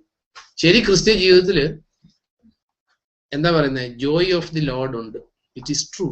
അറ്റ് ദി സെയിം ഇത് നമ്മളെ തെറ്റായിട്ട് മനസ്സിലാക്കിയിരിക്കുന്ന ആൾക്കാർ ക്രിസ്തീയ സന്തോഷത്തെ കുറിച്ച്. കാരണം പൗലോസ് നിങ്ങൾ സന്തോഷിക്കുന്നു, എഗെയിൻ ഞാൻ നിങ്ങളോട് പറയുന്നത് സന്തോഷിക്കുന്നു എന്ന് പറഞ്ഞേക്കുന്ന ലെറ്റർ എഴുതിയേക്കുന്ന ഫിലിപ്പെ ജയിലിൽ കിടന്നുണ്ടാകും. അപ്പൊ ആ സന്തോഷം നമ്മൾ ഇന്ന് ഈ ലോകത്ത് ക്രിസ്തീയ സന്തോഷം എന്ന് പറഞ്ഞ് പറയുന്ന സന്തോഷം അല്ലത്. അതിന് ഒരു ബന്ധവുമില്ല. തിമോത്തിയോസിനോട് പറയാം, നിന്റെ കണ്ണീരിനെ കുറിച്ച് ഓർക്കുമ്പോൾ ഞാൻ നിന്റെ അമ്മയെ കുറിച്ചും വല്യമ്മയെ കുറിച്ചും എനിക്ക് ഓർമ്മ വരും. അവരിലുണ്ടായിരുന്ന വിശ്വാസം നിന്നിലുണ്ട്. തിമോത്തിയോസിനോട് പൗലോസ് പറയുന്നത് നിന്റെ കണ്ണീരിനെ കുറിച്ച് ഓർമ്മിക്കുമ്പോൾ. അന്ന് ഇന്ന് പഠിപ്പിക്കുന്ന ക്രിസ്ത്യ ജീവിതത്തിൽ കണ്ണീര് പാടില്ല. ആലോചിച്ച് നോക്ക്, കർത്താവ് പറഞ്ഞു കണ്ണീരോടുകൂടി പ്രാർത്ഥിക്കുന്നവർക്ക് ദൈവം സാധിച്ചു കൊടുക്കാതിരിക്കുമോ? രാപകൽ കണ്ണീരോടുകൂടി ദൈവത്തെ വിളിക്കുന്നവർക്ക് ഏറ്റവും വേഗത്തിൽ ദൈവം സാധിച്ചു കൊടുക്കും. നമ്മൾ ഈ കാണുന്ന ഈ കോണ്ടംപററി ക്രിസ്ത്യാനിറ്റി എന്ന് പറയുന്നത് ഞാൻ ഇതിനെക്കുറിച്ച് ചിന്തിക്കാറുണ്ട്. അതുകൊണ്ട് പറയുന്നത്, കാരണം നോക്ക്, അപ്പസ്തലന്മാരുടെ കാലം കഴിഞ്ഞ് ഒരു 100-200 വർഷമായപ്പോഴത്തേക്കും ട്രൂ ക്രിസ്ത്യാനിറ്റി ഓൾമോസ്റ്റ് ലോകത്തിൽ നിന്ന് ഡിസപ്പിയർ ചെയ്തു. പിന്നെ എന്നൊക്കെ റിവൈവൽ വന്നിട്ടുണ്ടോ, ഒരു 100 വർഷത്തിൽ കൂടുതൽ ക്വാളിറ്റി നിലനിന്നിട്ടില്ല. ഇപ്പൊ മാർട്ടിൻ ലൂതറിന്റെ കാലത്ത് 15-ാം നൂറ്റാണ്ടിൽ റിവൈവൽ വന്നു. ഒരു 100 വർഷം കഴിയുന്നതിന് മുമ്പേ അത് കംപ്ലീറ്റ് അതിന്റെ ക്വാളിറ്റി പോയി. പിന്നീട് ആ പ്രൊട്ടസ്റ്റന്റ് ചർച്ചും കാത്തലിക് ചർച്ചും തമ്മിൽ ഒരു വ്യത്യാസം ഇല്ലാതായി. നോക്ക്, ജോന പ്രസംഗിച്ചത് എവിടെയാ ജോലി? നിനവേൽ പ്രസംഗിച്ചു. അവർ മാനസാന്തരപ്പെട്ടു. ഈ നഹൂം അതിനുശേഷം ഉള്ള പ്രവാചകനാ. ഈ നിനവയുടെ പ്രവാചകൻ തന്നെ. നഹൂമിന്റെ കാലത്ത് എന്താ നമ്മൾ കാണുന്നത്? നോസ്കോപ്പ്, നിനവെ നശിപ്പിക്കുന്ന കാര്യം നഹൂം എഴുതിയേക്കുന്നത്. അതായത് ഇനി അവർക്ക് രക്ഷയില്ല. നമ്മുടെ ജീവിതത്തിൽ നമ്മൾ അറിയേണ്ട ഒരു കാര്യം, ഇപ്പൊ നോക്കി, ഈ 19-ാം നൂറ്റാണ്ടിന്റെ ആരംഭത്തിലാ ഈ റിഫോംഡ് ചർച്ചസ് ഉണ്ടായി. ഇപ്പം ലൈക്ക് പെന്തിക്കോസ് ചർച്ച്, ബ്രദറൻ ചർച്ചൊക്കെ ഉണ്ടായി. 100 വർഷം കഴിഞ്ഞു. ഇപ്പൊ ഈ ആൾക്കാർ വിചാരിച്ചേക്കുന്നത് എന്താന്ന് ചോദിച്ചാൽ, അന്ന് നമ്മൾ നെയ്യപ്പം എന്ന് പറയുന്ന പോലെ, നെയ്യപ്പം നെയ്യിൽ ഉണ്ടാക്കാത്ത പോലെ തന്നെ, അല്ലെ 100 വർഷം മുമ്പ് ഉണ്ടായിരുന്ന ക്വാളിറ്റി ഇന്ന് ഉണ്ടെന്ന് നമ്മൾ വിചാരിച്ചു വെച്ചേക്കുന്നു. പക്ഷെ ക്വാളിറ്റി കംപ്ലീറ്റ് പോയി. ഒരു 50 വർഷം 75 വർഷം മുമ്പ് ഒരു പെന്തിക്കോസ് കുടുംബത്തിൽ ജനിച്ചു വളരുന്ന ഒരാൾക്ക് മാനസാന്തരപ്പെട്ടാൽ മതിയായിരുന്നു. അവന് ആത്മീയനായിട്ട് അവിടെ ജീവിക്കാൻ പറ്റുമായിരുന്നു. ഇന്ന് പെന്തിക്കോസ് കുടുംബത്തിൽ ജനിച്ചു വളരുന്ന ഒരു കുഞ്ഞ് മാനസാന്തരപ്പെട്ട അവൻ ആത്മീയമായിട്ട് ജീവിക്കണമെങ്കിൽ ഒരു കത്തോലിക്കൻ, ഒരു യാക്കോബക്കാരൻ ആ സഭ വിട്ട് വേറൊരു സഭയിൽ പോകുന്ന പോലെ തന്നെ അബ്സല്യൂട്ട്ലി ഒരു വ്യത്യാസം ഇല്ലാതെ പെന്തിക്കോസ് സഭ വിട്ടില്ലെങ്കിൽ അവന് ഒരിക്കലും ആത്മീയനായിട്ട് ജീവിക്കാൻ പറ്റത്തില്ല. കാരണം ഈ സമുദായങ്ങളിലുള്ള എല്ലാ അനാചാരങ്ങളും ഈക്വലായിട്ടോ അതിനേക്കാൾ കൂടുതലായിട്ടോ അവിടെയുണ്ട്. ഈ സമുദായങ്ങളെല്ലാം പൗരോഹിത്യമുണ്ട്. ഈ പെന്തിക്കോസ് ചർച്ചസ് പൗരോഹിത്യം ഉണ്ടോ ഇല്ലയോ? എങ്ങനെയാ നമ്മൾ പൗരോഹിത്യം ഉണ്ടെന്ന് പറഞ്ഞാൽ, അതായത് ന്യൂ ടെസ്റ്റാമെന്റില്, പുതിയ നിയമത്തില് ഇന്ന ആൾക്ക് ചെയ്യാവുന്ന ശുശ്രൂഷ എന്ന് പറഞ്ഞ ഒരു ശുശ്രൂഷയില്ല, ഒന്നുമില്ല. സ്നാനപ്പെടുന്ന ആർക്കും വേണമെങ്കിൽ സ്നാനപ്പെടുത്താം. ഒരു ഇന്റലക്ച്വലി ഒരു എന്താ പറയുന്നത്, ഒരു നല്ല മനസാക്ഷി എന്ന് പറയുന്നത് സ്നാനപ്പെട്ട ആളായിരിക്കണം സ്നാനപ്പെടുത്തുന്നത്. All right. ഇനി ലോർഡ് സപ്പർ ആര് നടത്തണമെന്ന് എഴുതിയിട്ടില്ല. എഴുതിയേക്കുന്നത് എന്താ?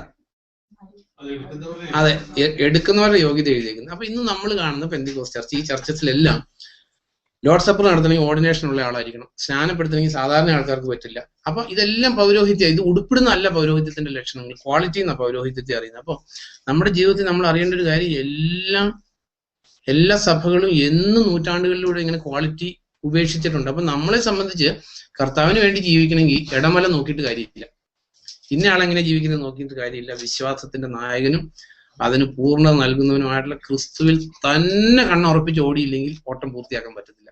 അങ്ങോട്ടും ഇങ്ങോട്ടും ഒന്നും നോക്കിയിട്ട് കാര്യമില്ല. ഇന്ന സഭ നല്ലത്, ആ സഭ നല്ലത്, ഇത് ചീത്ത, ആ സഭ വിട്ട് ഈ സഭയിലേക്ക് കൊണ്ട് ഒരു കാര്യമില്ല. കാരണം നമ്മൾ ആദ്യം തുടങ്ങി കാണുന്നതാ ഈ എന്താ പറയുന്നത്, ക്രിസ്തുവിന്റെ മണവാട്ടി സഭയുണ്ട്, മറ്റേ സഭയുടെ പേരെന്താ, ബാബിലോണിയ സഭയുണ്ട്. അത് ഉൽപ്പത്തി തുടങ്ങിയേക്കുന്നതാ. കാരണം കായൻ ആബേൽ രണ്ടുപേരും ദൈവവിശ്വാസികളാണ്. കായൻ ദൈവവിശ്വാസിയല്ലേ? കായനും ഇതേ ദൈവത്തിന് ബലി അർപ്പിച്ചു. നമ്മൾ ഈ നെഹമ്യ, ഇസ്രായേലൊക്കെ കാണുന്ന പോലെ ഞങ്ങളും ഇതേ ദൈവത്തെ തന്നെയാണ് വിളിക്കുന്നത്. കായൻ വിളിച്ച ദൈവവും ആബേൽ വിളിച്ച ദൈവവും ഒന്ന് തന്നെയാണ്. കായനും ബലി അർപ്പിച്ചു, ആബേലും ബലി അർപ്പിച്ചു. പക്ഷെ കായൻ എന്താ പറയുന്നത്, ബാബിലോണ സഭയുടെ ഫൗണ്ടറാണ്. ആബേല് ജെറുസലേമിന്റെ, പുതിയ ജെറുസലേമിന്റെ ഫൗണ്ടർ. അതിങ്ങനെ എല്ലാ തലമുറകളിലും നമുക്കത് കാണാൻ പറ്റും. ഇങ്ങോട്ട് വരുമ്പോൾ പിന്നീട് നമ്മൾ കാണുന്ന ഉൽപ്പത്തി 11-ാം അധ്യായത്തില് എന്താ കാണുന്നത്? 11 അബ്രഹാമാണ്. അതായത് ആദ്യം ബാബിലോണി സഭയാ. ബാബേൽ ഗോപുരം പണിത് 11-ാം അധ്യായത്തിലാണ്. ബാബേൽ ഗോപുരം പണിത് 11-ാം അധ്യായത്തിലാണ്. അവരെന്ത് പറഞ്ഞാ പണിയുന്നത്? നമുക്കൊരു പേരുണ്ടാക്കാം. അപ്പൊ നമ്മുടെ പേരിന്, നമ്മുടെ പെരുമയ്ക്ക്, നമ്മുടെ സാമ്രാജ്യത്തിന് നമ്മൾ പുള്ളിയാകാൻ വേണ്ടിയിട്ട് ദൈവവേല ചെയ്താലും സുവിശേഷ വേല ചെയ്താലും പുറത്തു വരുന്ന സാധനം എന്തായിരിക്കും? ബാബിലോണി സഭയായിരിക്കും. എന്നാ അവര് പറയുന്നത് എടുക്കേണ്ട ആവശ്യമില്ല, സ്ഥലം അറിഞ്ഞൂടെ? അവര് ബാബേൽ ഗോപുരം പണിയുന്നതിന് മുമ്പ് എന്താ പറയുന്നത്? നാം ഭൂമുത്താകെ ചെതറിപ്പോകാതിരിക്കാൻ വേണ്ടി നമുക്കൊരു പേരുണ്ടാക്കാൻ വേണ്ടി. അപ്പൊ നമ്മുടെ പേരുണ്ടാക്കാൻ വേണ്ടി, അല്ലെങ്കിൽ വ്യക്തികൾ, പേഴ്സണാലിറ്റി, കൾട്ടി തുടങ്ങുന്ന എല്ലാ പരിപാടികളും ബാബിലോണിയ മതം, ബാബിലോണിയ സഭയാ. എന്നാൽ അബ്രാഹത്തെ തുടങ്ങുന്നത് എങ്ങനെയാ? അബ്രാഹത്തിന്റെ മനസ്സിൽ തോന്നിയ ഒരു ഐഡിയ എന്നാണോ സ്റ്റാർട്ടിങ്? അല്ല, മെസപ്പൊട്ടോമിയയിൽ ഊരിലായിരിക്കുമ്പോൾ മഹത്വത്തിന്റെ ദൈവം അബ്രാഹത്തെ വിളിച്ചു. അത് സ്റ്റാർട്ട് ചെയ്യുന്ന ആ ദൈവത്തിൽ നിന്നാണ്, അബ്രാഹത്തിന്റെ മനസ്സിൽ നിന്നല്ല. അപ്പൊ ദൈവത്തിൽ നിന്ന് സ്റ്റാർട്ട് ചെയ്ത് ദൈവത്തിന് വേണ്ടി, ദൈവമഹത്വത്തിന് വേണ്ടി ചെയ്യുന്നതെല്ലാം ജെറുസലേമിന്റെ പണിയും, മനുഷ്യന്റെ പേഴ്സണാലിറ്റി കൾട്ടുകള് മനുഷ്യന്റെ മഹത്വത്തിന് വേണ്ടി, മനുഷ്യന്റെ പേരിന് വേണ്ടി, മനുഷ്യന്റെ സാമ്രാജ്യം ഉണ്ടാക്കാൻ വേണ്ടി ചെയ്യുന്ന എല്ലാം ബാബിലോണിയ പണികളാണ്. അപ്പൊ നമ്മൾ ചിന്തിച്ചു വന്ന പോയിന്റ് വീണ്ടും let us come back to, അപ്പം ഈ ഡിസീറ്റ്ഫുൾനെസ് ഓഫ് ദി റിച്ചസിൽ നമ്മൾ പെടുന്നുണ്ടെങ്കിൽ നമ്മളിപ്പോ എന്താ, യുവാക്കന്മാരായോ? ഇല്ല, ശിശുക്കുമാരായിട്ടുള്ളൂ. കാരണം നമ്മൾ ഇതിലേക്ക് വന്നതുകൊണ്ട് ശിശുക്കുമാരാണ്. അപ്പോൾ ശിശുക്കളായിട്ടുണ്ട്. ദെൻ അടുത്ത ഡിസെപ്ഷൻ ഏതാ? Deceitfulness of the lust. അതൊന്നും വായിക്കും, മലയാളത്തിൽ വായിക്കുമോ? എഫേഷ്യൻസ് 4:22 നിങ്ങളിലെ പഴയ മനുഷ്യനെ തിരിഞ്ഞുകളയുക, വഞ്ചനാപരമായ മോഹങ്ങളാൽ ജീർണിച്ചുകൊണ്ടിരിക്കുന്ന നിങ്ങളുടെ മുൻകാല ജീവിതത്തിന്റെ ഭാഗമാണ്. കണ്ടോ? അതാണ് ഇംഗ്ലീഷിൽ ഡിസീറ്റ്ഫുൾനെസ് ഓഫ് ദി ലസ്റ്റ് എന്ന് പറഞ്ഞേക്കുന്നത്. അവിടെ പറഞ്ഞേക്കുന്ന മലയാളത്തിൽ ഇത്തിരി നമുക്ക് മനസ്സിലാവും. എന്താ, എങ്ങനെ ജീർണിക്കുന്ന, എങ്ങനെയാ മനുഷ്യൻ? മോഹങ്ങളാണ്. അതായത് ഡിസീറ്റ്ഫുൾ മോഹങ്ങളാണ്. അപ്പൊ ഈ വഞ്ചനാപരമായിട്ടുള്ള മോഹങ്ങള്, പഴയ മനുഷ്യന്റെ മോഹങ്ങള്, അല്ലെങ്കിൽ പഴയ ആ രക്ഷിക്കപ്പെടുന്നതിന് മുമ്പുള്ള, അല്ലെങ്കിൽ ഈ ലോകത്തിലെ മനുഷ്യന്റെ മോഹങ്ങൾ നമ്മുടെ ഉള്ളിൽ വരുമ്പോ നമ്മള് എന്താ പറയുക, പഠിക്കുന്നതിന്റെ ബെനിഫിറ്റ് കിട്ടണമെങ്കിൽ ഇത് ആരുടെ ഡിസെപ്ഷൻ ആണെന്ന് മനസ്സിലാക്കണം. പിശാചിന്റെ അല്ലെങ്കിൽ ദുഷ്ടൻ നമ്മളെ ട്രാപ്പ് ചെയ്യാൻ വേണ്ടി കൊണ്ടുവരുന്ന ഡിസെപ്ഷൻ ആണെന്ന് മനസ്സിലാക്കി അതിൽ നിന്ന് തിമോത്തിയോസിനോട് പൗലോസ് പറയുന്ന പോലെ യൗവന മോഹങ്ങൾ വിട്ട് ഓടുക. അങ്ങനെ യൗവന മോഹങ്ങളിൽ പെടാത്തതിന്റെ ഒരേ ഒരു എക്സാമ്പിൾ ആണ് ബൈബിളിൽ നമ്മൾ കാണുന്നുള്ളൂ. ആരാ? ജോസഫാണ് സക്സസ്ഫുൾ ആയിട്ട് അതിനെ അതിജീവിച്ചത്. ബാക്കിയുള്ള നോക്കാം. അപ്പൊ നമ്മളെ സംബന്ധിച്ച് ഒരു പൊട്ടൻഷ്യൽ ഡേഞ്ചർ ഉള്ള ഫീൽഡാന്ന് കണ്ടാൽ നമ്മൾ എന്ത് ചെയ്യണം? ഓടണം, അല്ലെ അത് കീപ്പ് അവേ ആയിരിക്കണം നമ്മൾ അതിനെ കുറിച്ച്. അപ്പൊ രണ്ട് കാര്യം നമ്മൾ കണ്ടു. പൈസയുടെ കാര്യത്തിൽ നമ്മൾ കെയർഫുൾ അല്ലെങ്കിൽ പിശാച് അതിനകത്ത് വീഴിക്കും. നമ്മുടെ ഉള്ളിൽ മോഹങ്ങളുണ്ട്, നമ്മൾ ചെന്ന് ഓരോ കെണിയിൽക്കൂടെ ചെന്ന് ചാടും, ഒരേ എന്താ പറയുന്നത്, ദൈവത്തിന് മഹത്വം കൊടുക്കാത്ത ബിസിനസ്സുകൾ നടത്തും, ദൈവത്തിന് മഹത്വം കൊടുക്കാത്ത ട്രാൻസാക്ഷൻസ് നടത്തും. ഇതെല്ലാം കാരണം ഉള്ളിൽ നമുക്ക് ഉള്ളതുകൊണ്ട് സംതൃപ്തി ഇല്ലാത്തതുകൊണ്ട്. അതുകൊണ്ട് അധ്വാനിക്കേണ്ടെന്നോ ജോലി ചെയ്യേണ്ടെന്നോ ബെറ്റർ സാമ്പത്തിക കണ്ടീഷനിലേക്ക് വളരേണ്ടെന്നൊന്നും അല്ല. സത്യസന്ധമായിട്ടുള്ള ഏത് ജോലി, അങ്ങനെയല്ലേ തീത്തോസിന്റെ ലേഖനത്തിൽ നമ്മൾ വായിക്കുന്ന, സത്യസന്ധമായ ഏത് ജോലിക്കും സന്നദ്ധരായിരിക്കണം. ഒരു ക്രിസ്ത്യ വിശ്വാസിയെ സംബന്ധിച്ച് ആ ജോലി എനിക്ക് പറ്റിയതല്ല, ഈ ജോലി എനിക്ക് പറ്റിയതല്ല എന്ന് പറഞ്ഞാൽ ഇറ്റ്സ് നോട്ട് ഫെയർ. കാരണം നമ്മുടെ സൂപ്പർ ബോസ് ചെയ്ത് മരപ്പണിയാണ്. മരപ്പണി യഹൂദരുടെ ഇടയിൽ ഒരു തരം താഴ്ന്ന പണിയായിട്ടാണ് കണക്കാക്കപ്പെടുന്നത്. അതുകൊണ്ട് അത് എന്റെ സ്റ്റാറ്റസിന് പറ്റിയതല്ല എന്ന് നമ്മൾ വിചാരിക്കുന്നുണ്ടെങ്കിൽ നമ്മൾ ആ മേഖലകളിൽ ഒത്തിരി മാനസാന്തരപ്പെടേണ്ടിയിരിക്കുന്നു. കാരണം നമുക്ക് ക്ലാസിഫൈ ചെയ്യാൻ ഒരു കാര്യം പറഞ്ഞിട്ടുള്ളൂ ദൈവത്തിന്റെ വചനം, എന്താ?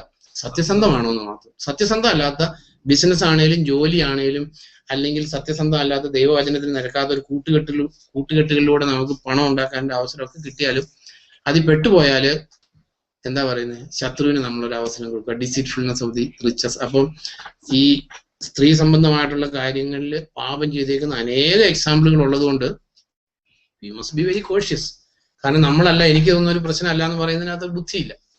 കാരണം നമ്മൾ ആദ്യം ചിന്തിച്ച പോലെ bad company corrupts good character. എത്ര നല്ല ഇതായിട്ട് ജീവിക്കുന്ന ആൾക്കാരും ദീർഘകാലം തിന്മയോടൊത്ത് ജീവിക്കുമ്പോൾ അതിനകത്ത് പെട്ടുപോകാൻ ചാൻസ് ഉണ്ട്. അപ്പം ഡിസീറ്റ്ഫുൾനെസ് ഓഫ് ദി ലസ്റ്റിന്റെ 2-3 എക്സാമ്പിൾ പറയാമല്ലോ. ജോലി ലസ്റ്റ്, അല്ലെങ്കിൽ ഈ സ്ത്രീ സംബന്ധമായിട്ടുള്ള ലസ്റ്റ് എന്ന് പറയുന്നത് മെയിൻ ആയിട്ട് ഈ ദ്രവ്യാഗ്രഹവും ഈ സ്ത്രീ സംബന്ധമായിട്ടുള്ള കാര്യങ്ങളും. കാരണം ദൈവം എന്താ പറയുന്നത്, സ്ത്രീ പുരുഷ ആകർഷണം വെച്ചേക്കുന്ന അത് ദൈവം വെച്ചിരിക്കുന്ന മുഖാന്തരങ്ങളിലൂടെ അത് ഉപയോഗിക്കപ്പെടുമ്പോൾ അത് ദൈവത്തിന് മഹത്വമാണ്. അതാ ദൈവം വെച്ചേക്കുന്നത്. എന്നാൽ പിശാചിന്റെ പദ്ധതി എന്താണെന്ന് വെച്ചാൽ ദൈവം വെച്ചേക്കുന്ന വ്യവസ്ഥയിൽ നിന്ന് അതിനെ തെറ്റിക്കുക എന്നുള്ളതാണ് തലമുറകളിലൂടെയുള്ള പ്രവർത്തനം. ഉൽപ്പത്തിയിൽ ആദ്യത്തെ കഥാപാത്രം ആരാ? ജോലി ആണ്. അല്ല, എന്നാ കറക്റ്റാ, നമ്മുടെ ജോലി അല്ല ഷെറിൻ പറഞ്ഞാൽ കറക്റ്റ് ആയിരിക്കും. അത് അബ്രാഹം, നമുക്കറിയാം അബ്രാഹത്തിന്റെ വാഗ്ദത്തം 75-ാമത്തെ വയസ്സിൽ വാഗ്ദത്തം കിട്ടിയിട്ട് 200-ാമത്തെ വയസ്സിലെ സന്തതി ഉണ്ടായി. അത് ആ ജഡത്തിന് കീഴ്പ്പെട്ടിട്ടു അല്ലേ? അപ്പൊ നമ്മുടെ ജീവിതത്തിൽ നോക്ക്, പിശാചിന് അവസരം കൊടുത്താൽ നമ്മുടെ ജീവിതത്തിൽ വരേണ്ട നന്മകൾ എന്നും പോസ്റ്റ്പോണ്ട് ആയിക്കൊണ്ടിരിക്കും. കിട്ടില്ലെന്നല്ല, കാരണം നമ്മൾ ദൈവത്തിലേക്ക് തന്നെ തിരിഞ്ഞാൽ ഒരിക്കലും നഷ്ടപ്പെടില്ല. But years may be added to that. കാരണം നഷ്ടപ്പെട്ട വത്സരങ്ങളെ കുറിച്ച് ദൈവത്തിന്റെ വചനത്തിൽ പറയുന്നുണ്ട്. അപ്പൊ നമ്മുടെ ജീവിതത്തിൽ ജഡത്തിന് അവസരം കൊടുത്താൽ എന്താ പറയുന്നത്, അബ്രാഹത്തിന് ഈ കുഞ്ഞുണ്ടാകാൻ 25 വർഷം എടുത്തു. എന്നാൽ ദൈവം ആഗ്രഹിക്കുന്ന സ്പിരിച്വൽ കണ്ടീഷനിൽ അബ്രാഹം എത്തിയിരുന്നെങ്കിൽ സംടൈംസ് ഇത് നെക്സ്റ്റ് ഇയർ ചിലപ്പോൾ അബ്രാഹത്തിന് ആ വാഗ്ദത്തം കിട്ടിയത് നമുക്കറിയില്ല. അപ്പൊ കാരണം ദൈവം വെച്ചേക്കുന്ന കണ്ടീഷനിൽ എത്തിയിട്ട് ദൈവത്തിന് അനുഗ്രഹിക്കാൻ പറ്റും.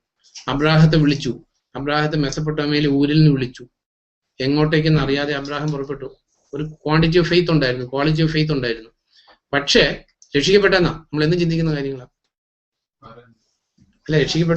രക്ഷിക്കപ്പെടുന്നതിന് തടസ്സം എന്തായിരുന്നു? അല്ല, അപ്പം മരിക്കുക എന്നുള്ളതല്ല, ദൈവം പറഞ്ഞിരിക്കുന്ന ക്വാളിറ്റിയിൽ എത്താതെ. മീൻസ് നമ്മൾ പൊതുവെ അത് വലിയൊരു റോങ് ടീച്ചിങ് എന്നുള്ളതിനേക്കാൾ കൂടുതലായിട്ട് റോങ് ആയിട്ട് നമ്മൾ മനസ്സിലാക്കി വെച്ചിരിക്കുന്ന ഒരു കാര്യമാണ്. രക്ഷിക്കപ്പെടുന്നത് എങ്ങനെയാണെന്ന് വെച്ചാൽ 1 വേർഡേ ഉള്ളൂ, വിശ്വാസത്താൽ രക്ഷിക്കപ്പെടുവോ? മാനസാന്തരപ്പെട്ട് വിശ്വസിച്ചാൽ മാത്രമേ രക്ഷിക്കപ്പെടുള്ളൂ. അതിന് ഏറ്റവും വലിയ തെളിവ് അബ്രാഹം ഊരിൽ നിന്ന് പുറപ്പെട്ടു. പക്ഷെ രക്ഷിക്കപ്പെട്ട കാര്യം എഴുതിയേക്കുന്നു ഉൽപ്പത്തി 15, എല്ലാവർക്കും അറിയാവുന്ന ഉൽപ്പത്തി 15:6 എഴുതിയേക്കുന്നു. അബ്രാഹം അത് വിശ്വസിച്ചു, അവനത് നീതിയായി കണക്കാക്കപ്പെട്ടു. മെച്ചപ്പെട്ടവനെ ഊരിൽ നിന്ന് പോകുന്നത് എത്ര വർഷം കഴിഞ്ഞത്? കറക്റ്റ് വർഷം അറിയില്ലേലും ഒരു 10-25 വർഷം കഴിഞ്ഞിട്ട് ഊരിൽ നിന്ന് പോന്നു, ഹാരാനിൽ താമസിച്ചു. ഊരിൽ നിന്ന് അതേസമയം ആദ്യത്തെ വിളിയിൽ തന്നെ ഈ ക്വാളിറ്റീസ് ഉണ്ടായിരുന്നു. അബ്രാഹം അപ്പം രക്ഷിക്കപ്പെട്ടത്. നമ്മുടെ ജീവിതത്തിൽ പല വാഗ്ദത്തങ്ങളും നമുക്ക് കിട്ടുന്ന ചിലപ്പോൾ 10 വർഷം കഴിഞ്ഞാൽ അബ്രാഹത്തിന് 25 വർഷം കഴിഞ്ഞ് കിട്ടി. അല്ല, 25 വർഷം കഴിഞ്ഞ് കുഞ്ഞുണ്ടായ കാര്യമല്ല, രക്ഷിക്കപ്പെടാൻ തന്നെ അബ്രാഹത്തിന് ഒത്തിരി കാലം എടുത്തു.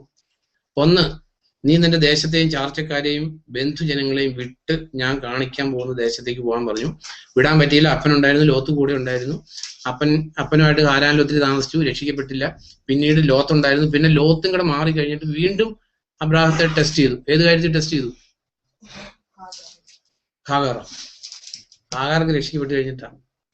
ഞാൻ പറഞ്ഞേ, നമ്മുടെ ജീവിതത്തിൽ നമ്മൾ അറിയേണ്ട ഒരു കാര്യം, ഈ ക്വാളിറ്റീസ് അല്ലെങ്കിൽ ഈ ഏരിയകളിൽ നമ്മൾ മാനസാന്തരപ്പെട്ടില്ലെങ്കിൽ ഈ അന്ത്യദിനത്തിൽ കർത്താവിന്റെ അടുത്ത് ചെല്ലുമ്പോൾ നമ്മൾ ഇത് കേൾക്കേണ്ടി വരും. ഞാൻ നിങ്ങളെ ഒരു നാളും അറിഞ്ഞിട്ടില്ല. പക്ഷെ പ്രാർത്ഥനയ്ക്ക് ഉത്തരം കിട്ടിയിട്ടുണ്ട്, അത്ഭുതങ്ങൾ നടന്നിട്ടുണ്ട്, വലിയ രോഗശാന്തി കിട്ടിയിട്ടുണ്ട്, വലിയ പ്രവചനങ്ങൾ നമ്മൾ നടത്തിയിട്ടുണ്ട്, ഭൂതം പുറത്തായിട്ടുണ്ട്, ഒക്കെ ശരിയായിട്ടുണ്ട്. പക്ഷെ എന്ത് ചെയ്തിട്ടില്ല? രക്ഷിക്കപ്പെട്ടിട്ടില്ലായിരുന്നു. ഭയങ്കര ഒരു ഡിസപ്ഷനാണ്. നമ്മളൊന്നും ഡീപ്പായിട്ട് ചിന്തിക്കേണ്ട ഒരു ടോപ്പിക് അത്. കാരണം ഈ അബ്രാഹം അവിടെ നിന്ന് പോന്നു, നല്ല ക്വാളിറ്റി ഉണ്ടായിരുന്നു, പക്ഷെ ദൈവം എക്സ്പെക്ട് ചെയ്ത മാനസാന്തരത്തിൽ എത്തിയിട്ടില്ലായിരുന്നു. അപ്പനോടും ലോകത്തിനോടും ഗുഡ് ബൈ പറയാൻ പറ്റത്തില്ലായിരുന്നു. അതുകൊണ്ട് കർത്താവ് പറഞ്ഞ് അപ്പനെയോ അമ്മയോ സഹോദരനെയോ സഹോദരി എന്നല്ല ഏതെങ്കിലും രക്തബന്ധത്തെ കർത്താവിന് കൂടുതലായിട്ട് അല്ലെങ്കിൽ കർത്താവിനോടുള്ള ഒരു അനുസരണത്തിന് ഏതെങ്കിലും ഹ്യൂമൻ റിലേഷൻ തടസ്സമാണെങ്കിൽ ദൈവം എക്സ്പെക്ട് ചെയ്യുന്ന ക്വാളിറ്റിയിൽ നമ്മൾ എത്തിയിട്ടില്ല. പിന്നെ ദൈവം ടെസ്റ്റ് ചെയ്ത ഒരു കാര്യം, കൊള്ളവസ്തുക്കളുമായിട്ട് വന്നു കഴിഞ്ഞപ്പോൾ സോദോമിന്റെ രാജാവ് പറഞ്ഞു, നീ കൊള്ളവസ്തുക്കളൊക്കെ എടുത്തോ, എനിക്ക് ജനങ്ങളെ തന്നാൽ മതി എന്ന് പറഞ്ഞു. അപ്പൊ അബ്രാഹാം എന്താ പറയുന്നത്? എനിക്ക് നിന്റെ ഒരു ചെരുപ്പിന്റെ വാറ് പോലും വേണ്ട. അതായത് ദൈവ വ്യവസ്ഥയ്ക്ക് വിരുദ്ധമായിട്ടുള്ള ഒരു ചില്ലിക്കാശ് പോലും നമ്മുടെ കൈ വേണ്ട എന്നുള്ള ഹൃദയത്തിൽ നിന്നുള്ള ഡിസിഷൻ, അതൊരു പ്രീ കണ്ടീഷനാണ് രക്ഷിക്കപ്പെടാനായിട്ട്. അല്ലാതെ എങ്ങനെയെങ്കിലും രക്ഷിക്കപ്പെടുമെന്ന് വിചാരിച്ചാൽ നടക്കില്ല. അന്ന് നമ്മൾ ദുഃഖിക്കാൻ ഇടയായി തീരരുത്. അതുകൊണ്ടാണ് ഞാൻ പറയുന്നത്. അപ്പൊ നമ്മുടെ ജീവിതത്തില് ദൈവഹിതത്തിന് ഒരു ടോട്ടൽ സറണ്ടർ, കർത്താവിന്റെ ഇഷ്ടം മാത്രം മതി എന്റെ ജീവിതത്തിൽ എന്നുള്ളൊരു കണ്ടീഷനിൽ നമ്മൾ എത്തിയാലേ ഈ വിശ്വാസം നമ്മുടെ ജീവിതത്തിൽ വർക്ക് ചെയ്തു. അങ്ങനെയുള്ള ഒരു പ്രിപ്പയർഡ് ഹാർട്ടില് ഈ വിശ്വാസം ചെന്ന് കഴിയുമ്പോൾ ഇമ്മീഡിയറ്റ്ലി രക്ഷിക്കപ്പെടും. അപ്പൊ ചില ആൾക്കാര് വളരെ പ്രിപ്പയർഡ് ഹാർട്ടായിരിക്കും ഈ കാര്യങ്ങളിൽ, അല്ലെങ്കിൽ ഓൾറെഡി തന്നെ കർത്താവിനെ കുറിച്ച് അല്ലെങ്കിൽ കർത്താവിന് ഒന്നാം സ്ഥാനം കൊടുക്കുന്ന ആൾക്കാരായിരിക്കും, അല്ലെങ്കിൽ സമ്പത്തിനെ സ്നേഹിക്കാത്ത ആൾക്കാരായിരിക്കും. നോക്ക്, അപ്പോളോസിന്റെ ജീവിതം എടുക്കുമ്പോൾ അപ്പോളോസ് പെട്ടെന്ന് രക്ഷിക്കപ്പെട്ടു അല്ലേ? അപ്പോളോസ് ആരാന്നറിയില്ല. ആരായിരുന്നു ലിൻറ്റ് അപ്പോളോസ്? അല്ല, ലിൻറ്റ് അറിയാം അപ്പോളോസ് ആരാണ്. അതെ ഞാൻ പറഞ്ഞത്, കുറെ കാര്യങ്ങളൊക്കെ കറക്റ്റ് ആയിട്ട് അറിയായിരുന്നു, പക്ഷെ രക്ഷിക്കപ്പെട്ടിട്ടില്ലായിരുന്നു. കാരണം കർത്താവിനെ കുറിച്ചുള്ള കറക്റ്റ് ആയിട്ടുള്ള കാര്യങ്ങളൊന്നും അറിയില്ലായിരുന്നു. അക്വിലാസും പ്രിസ്കിലായും പറഞ്ഞു കൊടുത്തു കഴിഞ്ഞാൽ ഒരു തടസ്സവും ഇല്ല, ഒരു വാഗ്വാദവും ഇല്ല, ഒരു വാദപ്രതിവാദം ഒന്നുമില്ല, ഇമ്മീഡിയറ്റ്ലി രക്ഷിക്കപ്പെട്ടു. അത് നമ്മൾ ഏഷ്യാ പ്രവചനത്തിൽ വായിക്കുക. അതായത് നിന്റെ വഴികൾ ശരിയാക്കുക, നീതി പാലിക്കുക, ധർമ്മിഷ്ഠത പുലർത്തു, അപ്പോൾ എന്റെ രക്ഷ പെട്ടെന്ന് വന്നെത്തും. അപ്പൊ നമ്മുടെ ജീവിതത്തിൽ ഈ രണ്ട് ഡിസെപ്ഷൻ ഒന്നും കാര്യമായിട്ട് ചിന്തിച്ചേ പറ്റൂ. Deceitfulness of the riches and deceitfulness of the lust. എന്നിട്ട് യാക്കോബിന്റെ ലേഖനത്തില് let us come back to തീത്തോസിലോട്ട് മടങ്ങി വരുമ്പോ തീത്തോസിനോട് പോൾ പറയുന്ന ഒരു കാര്യം എന്താ? എല്ലാ കാര്യത്തിലും തീത്തോസിനോട് പോൾ പറയുന്ന ഒരു പ്രത്യേക കാര്യം, എല്ലാ കാര്യത്തിലും അതെ. അതായത് സുവിശേഷം പറയുന്ന ഒരാള് ന്യൂ ടെസ്റ്റ്മെന്റ് സ്റ്റാൻഡേർഡായി പറയുന്നത്. അതായത് ഈ ഒരു കാര്യം അല്ലെങ്കിൽ നമ്മളൊരു കാര്യം പഠിപ്പിക്കുക, അത് ഇന്നയാളെ നോക്കാൻ പറയാനുള്ള റൈറ്റ് നമുക്കില്ല, വേറെ ആളെ കാണിച്ചു കൊടുക്കാനുള്ള റൈറ്റ് നമുക്കില്ല. അതായത് തീത്തോസിനോട് പറയാണ് എല്ലാ കാര്യത്തിലും നീ മാതൃകയായിരിക്കണം. അതായത് ഇവിടെ എഴുതിയേക്കുന്ന 7ാം സെന്റൻസോടെ എല്ലാ വിധത്തിലും സൽപ്രവൃത്തികൾക്ക് നീ മാതൃകയായിരിക്കുക, നിന്റെ പ്രബോധനത്തിൽ സത്യസന്ധതയും ഗൗരവബോധവും കുറ്റപ്പെടുത്താനാവാത്ത ശരിയായ സംസാര രീതിയും പ്രകടിപ്പിക്കുക. എങ്കിൽ എതിരാളിക്ക് നമ്മെ പറ്റി തിന്മയായതൊന്നും പറയാനാകാതെ ലജ്ജിക്കേണ്ടി വരും.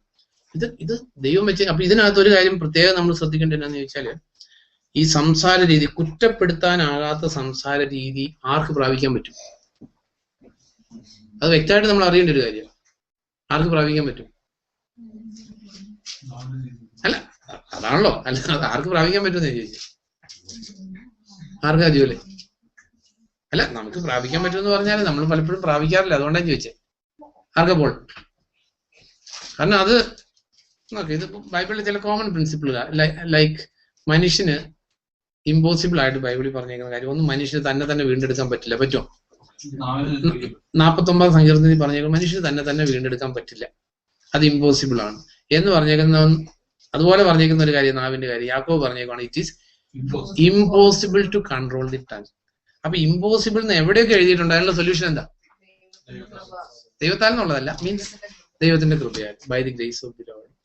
അപ്പൊ നമ്മൾ ഈ ഒരു കാര്യത്തില് ഇപ്പൊ നമ്മുടെ സംസാരത്തില് തെറ്റുപറ്റുന്നു അല്ലെങ്കിൽ ഇങ്ങനെയുള്ളതിന് വന്നാല്, ശരി നാളെ തുടങ്ങി ആ സംസാരം സൂക്ഷിക്കുമെന്ന് വിചാരിച്ചാൽ ഡിസീവിങ് യുവർ സെൽഫ്, ഇംപോസിബിൾ. അത് നമ്മൾ അറിഞ്ഞിരിക്കേണ്ട ഒരു കാര്യം. ഇത് നാവ് വേണമെങ്കിൽ യാക്കോബിന്റെ ലേഖനം എടുത്ത് നോക്കിയോ, അതിൽ എഴുതിയേക്കുന്ന അങ്ങനെ തന്നെയാണ്. 3:2 വായിക്കുമ്പോ, നാം എല്ലാവരും പല തെറ്റുകളും ചെയ്യുന്നുണ്ട്, പറയുന്നതിൽ തെറ്റുകൾ വരുത്താത്ത ആരെങ്കിലും ഉണ്ടെങ്കിൽ അയാൾ പരിപൂർണനാണ്, ശരീരത്തെ മുഴുവൻ എല്ലാം മുഴുവൻ ഇനി അടുത്ത സെന്റൻസോടെ ആ പർട്ടിക്കുലർ സെന്റൻസ് വായിച്ചാൽ മതി. 8ാം സെന്റൻസ്. നാവിനെ മെരുക്കാൻ ഒരു മനുഷ്യനും സാധ്യമല്ല, അത് അർത്ഥമില്ലാത്ത തിന്മയാണ്. അതെ. അപ്പൊ ആ പറഞ്ഞേക്കുന്ന ഒരു കാര്യം പ്രത്യേകം ശ്രദ്ധിക്കേണ്ട കാര്യം, നാവിനെ മെരുക്കാൻ ഒരു സ്ലിപ്പ് ഓഫ് ടങ് വന്നിട്ടില്ലാത്ത ഒരു മനുഷ്യനും ഇല്ല ലോകത്തിൽ. ആരുമില്ല. പറയുന്നത് തെറ്റ് വരുത്താത്ത ഒരു മനുഷ്യനില്ല. ഇമ്പോസിബിളാ. സംസാരത്തില് അല്ലെങ്കിൽ തെറ്റ് വരുത്താത്ത മനുഷ്യരുണ്ട്. ആരാന്നറിയാം? സംസാരിക്കാത്ത ആൾക്കാർ. മീൻസ് അതൊരു സൊല്യൂഷൻ അല്ല അതിന്. അതായത് ഇത് right remedy for misuse is not non use but right use. ഇത് നാവ് തെറ്റിപ്പോകുമല്ലോ എന്ന് പേടിച്ചിട്ട് മിണ്ടാതിരിക്കുന്നതാണോ അതിനുള്ള സൊല്യൂഷൻ? നോ. അപ്പൊ അതിന് വേണ്ടത് ദൈവത്തിന്റെ കൃപ. അപ്പൊ ഇവിടെ എഴുതിയിരിക്കുന്ന ഒരു കാര്യം, വേറൊരു കാര്യം കൂടെ ശ്രദ്ധിക്കേണ്ട ഒരു കാര്യമുണ്ട്. 3:2 പറഞ്ഞേക്കുന്ന എന്താ? ഒന്നോടെ വായിച്ചു, ഇംഗ്ലീഷിൽ വായിച്ചല്ല. നാം എല്ലാവരും പല തെറ്റുകളും ചെയ്യുന്നു. പറയുന്നതിൽ തെറ്റുകൾ വരുത്താത്ത ആരെങ്കിലും ഉണ്ടെങ്കിൽ അയാൾ പരിപൂർണനാണ്. അത് ഇംഗ്ലീഷില് എഴുതിയേക്കുന്നത് പെർഫെക്റ്റ്, പരിപൂർണ്ണ പെർഫെക്റ്റ് തന്നെയാണ്. അപ്പൊ പറയുന്നതിൽ തെറ്റു വരുത്താത്ത ആരെങ്കിലും ഉണ്ടെങ്കിൽ. അപ്പൊ ഞാൻ പറഞ്ഞത് കൊളോസി ലേഖനത്തില് നമ്മൾ ബൈബിൾ സ്റ്റഡി ആട്ടോ, ഓൾ ആർ ഫ്രീ ടു, എന്താ പറയുന്നത്, നമ്മുടെ ഒപ്പീനിയൻ പറയാൻ ഫ്രീയാ. അപ്പൊ കൊളോസി ലേഖനത്തിൽ പൗലോസ് പറയുന്നത് എന്താ? അതായത് ഞാൻ സകല ബുദ്ധിയും സകല വിജ്ഞാനവും സകലതും ഉപയോഗിച്ച് എന്തിനു വേണ്ടിയിട്ടെന്നാ? 1:28 കൊളോഷ്യൻസ് 1:28 ഇംഗ്ലീഷ് ഒന്ന് വായിക്കാം. ഈ ഇതൊന്ന് വായിക്കാം. NKJV. admonishing and teaching everyone with all wisdom, so that 1:20. everyone കണ്ടോ? അപ്പൊ പൗലോസിന്റെ ലക്ഷ്യം എന്താ? കൊളോസ്യ സഭയെ കുറിച്ചെന്നല്ല, എല്ലാ സഭയെ കുറിച്ചും എല്ലാവരെയും കുറിച്ചുള്ള ദൈവത്തിന്റെ ലക്ഷ്യം എഴുതിയിരിക്കുന്നത്. എന്താ എഴുതിയേക്കുന്നത്? ഞാൻ മലയാളത്തിൽ ചോദിച്ചു. ക്രിസ്തുവിൽ പക്വത പ്രാപിച്ചവരായി ദൈവസന്നിധിയിൽ സമർപ്പിക്കാനാണ്. അതിന് മുമ്പുള്ള സെന്റൻസ് ഞങ്ങൾ എല്ലാവർക്കും താക്കീത് നൽകി. അപ്പൊ ശ്രദ്ധിക്കണം, പൗലോസ്, ഞങ്ങൾ എന്ന് പറഞ്ഞെങ്കിൽ പൗലോസിന്റെ കൂടെയുള്ള സുവിശേഷ പ്രവർത്തനമുള്ള തീത്തോസ്, തിമോത്തി ഒക്കെ ഉണ്ട്. ഞങ്ങൾ അവരെന്തൊക്കെ ചെയ്യുന്നുണ്ട്? എല്ലാവർക്കും താക്കീത് നൽകുകയും സർവ്വവിജ്ഞാനം ഉപയോഗിച്ച് എല്ലാവരെയും പഠിപ്പിക്കുകയും ചെയ്യുന്നു. ഇത് ഓരോരുത്തരെയും ക്രിസ്തുവിൽ പക്വത പ്രാപിച്ചവരായി ദൈവസന്നിധിയിൽ സമർപ്പിക്കാനാണ്. അപ്പോ നമ്മളെ ഓരോരുത്തരെയും കുറിച്ചുള്ള ദൈവത്തിന്റെ ഹിതം എന്താ? നമ്മള് ക്രിസ്തുവിൽ, ഇംഗ്ലീഷിൽ വായിച്ചപ്പോ ക്രിസ്തുവിൽ നമ്മൾ എന്തായി തീരണം? പെർഫെക്റ്റ് ആയി തീരണം എന്നുള്ളത് ഓരോരുത്തരെ കുറിച്ചുള്ള. ചില ആൾക്കാർ പലപ്പോഴും പറയാറില്ലേ, ഞാൻ രക്ഷിക്കപ്പെട്ടു, ഇനി എങ്ങനെയെങ്കിലും ഒക്കെ അങ്ങ് കയറി പറ്റിയാൽ മതി, അല്ലെങ്കിൽ അവിടെ എന്താ പറയുക, ഗേറ്റ് കീപ്പർ ആയിട്ടോ അല്ലെങ്കിൽ വാതിൽ കാവൽക്കാരനായിട്ടോ ആരെങ്കിലും ഒക്കെ ആയിട്ട് ഞാൻ, അങ്ങനെയല്ലേ പൊതുവെ ക്രിസ്തുവിൽ പെർഫെക്റ്റ് ആണെന്നൊരു ഡിസയർ ഉണ്ടോ ജോലിയില്?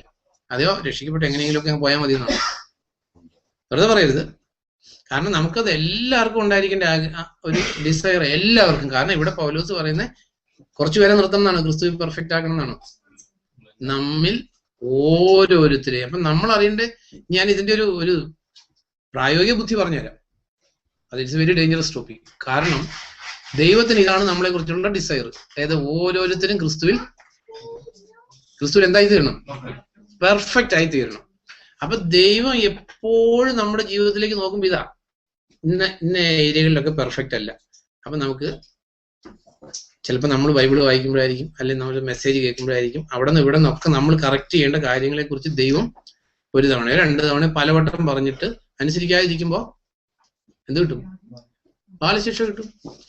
അപ്പൊ നമ്മുടെ ജീവിതത്തിൽ നമ്മൾ വിചാരിക്കുന്ന എങ്ങനെയെങ്കിലും രക്ഷിക്കുക, അതാണ് ഏറ്റവും വലിയൊരു പ്രശ്നം ക്രിസ്ത്യ കോളത്തിൽ വന്നു പെട്ടേക്കുന്ന ഒരു കാര്യം. കാരണം നമ്മൾ രക്ഷിക്കപ്പെട്ട് ഏത് അവസ്ഥയിൽ ചെന്നെത്തിച്ചേരണം എന്നുള്ള കാര്യം പൊതുവെ ആരും പഠിപ്പിക്കാറില്ല. രക്ഷിക്കപ്പെട്ടു സ്നാനപ്പെട്ടു, ഇനി അടുത്ത ലക്ഷ്യം എന്താ?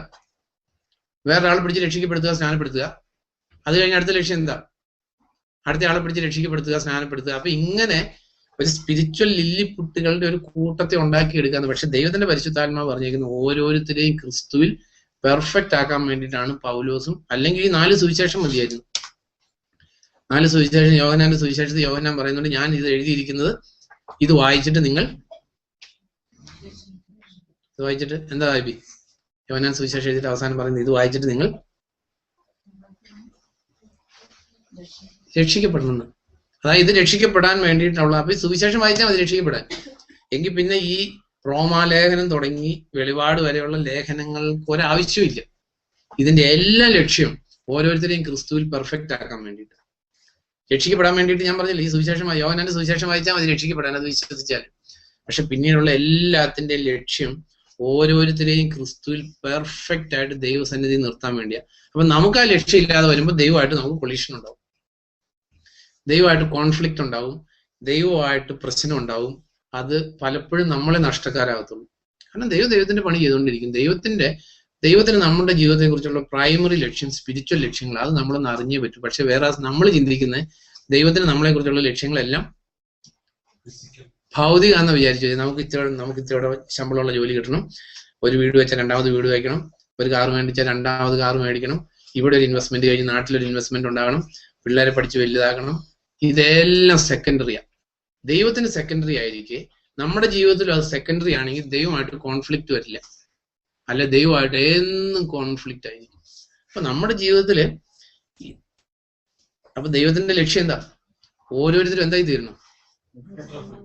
No my question. വേറൊരു കാര്യം, നമ്മുടെ പെർഫെക്ഷൻ എങ്ങനെ അറിയാം? അത് നമ്മൾ ചിന്തിച്ച യാക്കോബിന്റെ ലേഖനം 3:2 നമ്മൾ ടു വാട്ട് എക്സ്റ്റെന്റ് നമ്മൾ പെർഫെക്റ്റ് ആയിട്ടുണ്ടെന്നുള്ളത് അറിയാനുള്ള എന്താ പറയുന്നത്. പണ്ടത്തെ കാലത്ത് ഈ പനി അളക്കാൻ വേണ്ടിയിട്ട് തെർമോമീറ്റർ വായിലായിരുന്നു വയ്ക്കുന്നത്, ഓർക്കുന്നോ? ഇപ്പൊ പല ടെക്നോളജി, ഇപ്പൊ ഇവിടെ ചെവിയിൽ വെച്ച് നോക്കുന്നതാണ്, ചിലപ്പോൾ ഇങ്ങനെ ഒരു ലൈറ്റ് അടിച്ചിട്ട് അപ്പൊ തന്നെ അതിന് ഫീഡ്ബാക്ക്, പല മോഡേൺ ടെക്നോളജികളുണ്ട്. പണ്ടത്തെ കാലത്ത് ഓർക്കുന്നില്ലേ, ബാക്കിയകത്തായിരുന്നു. അപ്പൊ ഈ പെർഫെക്ഷന്റെ തെർമോമീറ്റർ എവിടെ വെച്ച് നോക്കുന്നത്? വായിക്കകത്താ വെച്ച് നോക്കുന്നത്. യാക്കോബിന്റെ ലേഖനത്തിൽ എഴുതിയേക്കുന്നത് ഇപ്പൊ നമ്മൾ വായിച്ച. അപ്പം നാവിനെ നിയന്ത്രിക്കാൻ ആർക്കും പറ്റില്ല, ആരെങ്കിലും നിയന്ത്രിക്കുന്നു എങ്കിൽ അവൻ പെർഫെക്റ്റ് ആണ്. അപ്പൊ നമ്മുടെ ജീവിതത്തില് നമ്മളെ തന്നെ അവനും ജഡ്ജ് ചെയ്താൽ മതി, വേറെ ആരും ജഡ്ജ് ചെയ്യേണ്ട ആവശ്യമില്ല. നമുക്ക് എന്നും നമ്മുടെ സംസാരത്തിൽ നമുക്ക് പിഴ പറ്റുന്നുണ്ട്. ഭാര്യയോട് സംസാരിക്കുമ്പോൾ പിഴ പറ്റുന്നുണ്ട്, മക്കളോട് സംസാരിക്കുമ്പോൾ പിഴ പറ്റുന്നുണ്ട്, നമ്മൾ ഇടപെടുന്നിടത്തെല്ലാം അത് നമ്മൾ ഹംബ്ലി അക്സെപ്റ്റ് ചെയ്തിട്ട് ദൈവത്തിൽ നിന്ന്. അപ്പൊ പിന്നെ ഓവർകം ചെയ്യാനുള്ള ടെക്നിക്ക് എന്താ? ഓൺലി വൺ ടെക്നിക്കേ ഉള്ളൂ. ഇമ്പോസിബിൾ എന്ന് പറഞ്ഞേക്കുന്ന എല്ലാ കാര്യത്തിനും ദൈവകൃപ ഈസ് ദി ഓൺലി സൊല്യൂഷൻ. ദൈവകൃപ കിട്ടാൻ 10-15 മെത്തേഡുകൾ എഴുതിയിട്ടില്ല, ഒരേ ഒരു മെത്തേഡ് എഴുതിയിട്ടുള്ളൂ. എന്താ? താഴ്മയുള്ളവർക്ക് കൃപ വർഷിക്കുന്നു. അപ്പൊ നമ്മുടെ ജീവിതത്തില് അപ്പൊ അൾട്ടിമേറ്റ്ലി പറഞ്ഞു വരുമ്പോൾ, അതുകൊണ്ടാണ് പൗലോസ് പറയുന്നത് മൈ ഗ്രേസ് ഈസ് സഫിഷ്യന്റ്. ദൈവത്തിന്റെ കൃപ പ്രാപിച്ച എല്ലാ പ്രശ്നത്തിനും അത് പരിഹാരമാണ്. ദൈവത്തിന്റെ കൃപ എന്ന് പറയുന്നത് ഓൾ പവർഫുൾ ആണ്. എല്ലാ മേഖലകളെയും കീഴടക്കി നമ്മുടെ കാൽ കീഴിലാക്കി ദൈവം ആഗ്രഹിക്കുന്ന പോലെയുള്ള ഒരു ജീവിതം, ദൈവം ആഗ്രഹിക്കുന്ന പോലെയുള്ള ഒരു വിക്ടോറിയസ് ആയിട്ടുള്ള കുടുംബജീവിതം, എല്ലായിടത്തും വിക്ടറി വരണമെങ്കിൽ ദൈവകൃപയാണ്. അതിനുള്ള ഒരേ ഒരു എന്താ പറയുന്നത് ചികിത്സ എന്ന് പറയുന്നത് ക്രിസ്തു യേശുവിന്റെ അതേ ഭാവം നിങ്ങളിൽ ഉണ്ടായിരിക്കട്ടെ. അവൻ ദൈവമായിരുന്നിട്ടും പ്രകൃത്യ ദൈവമായിരുന്നിട്ടും തന്നെ ശൂന്യനാക്കി മനുഷ്യരൂപം എടുത്ത് മരണത്തോളം അനുസരിച്ചു.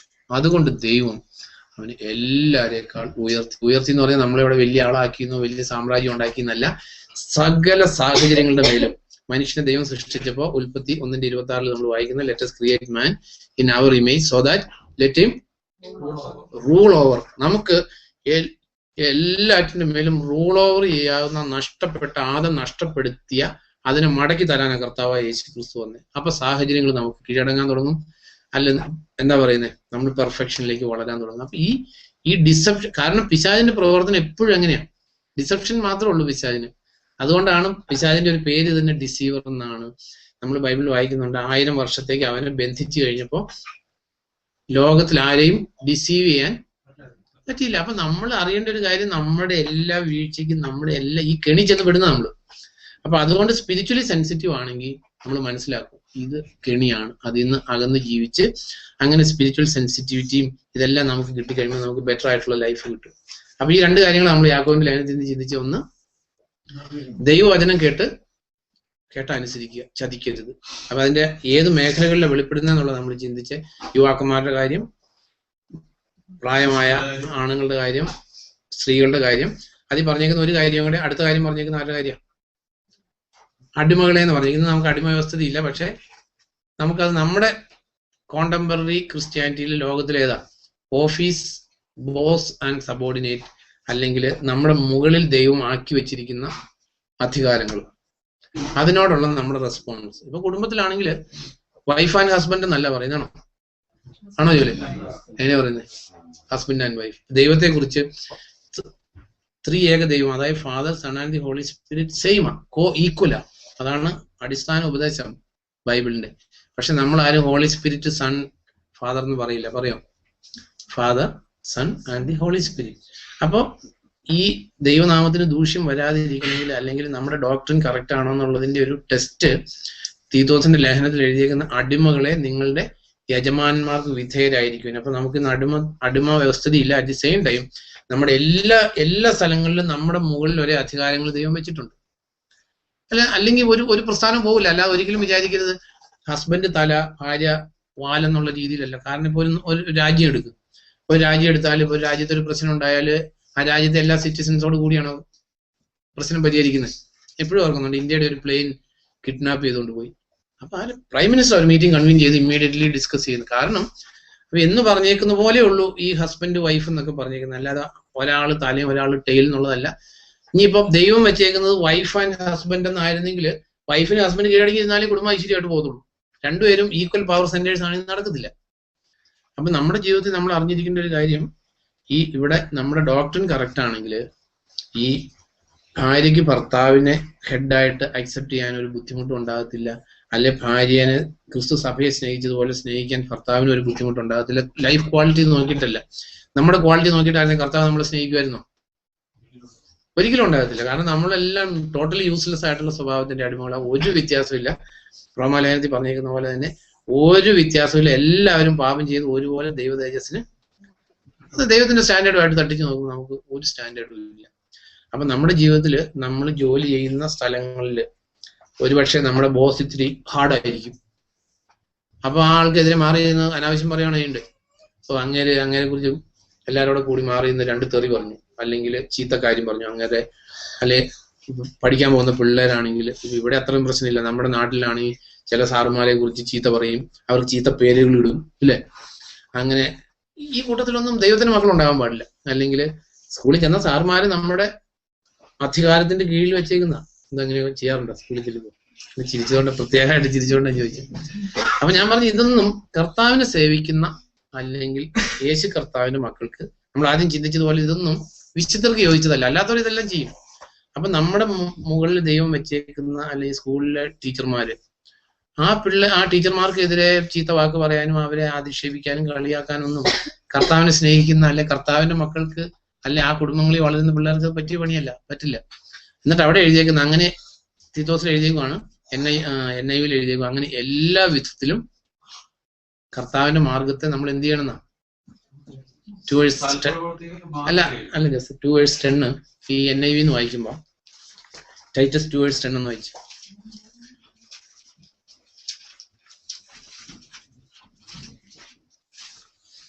പെടുന്നേ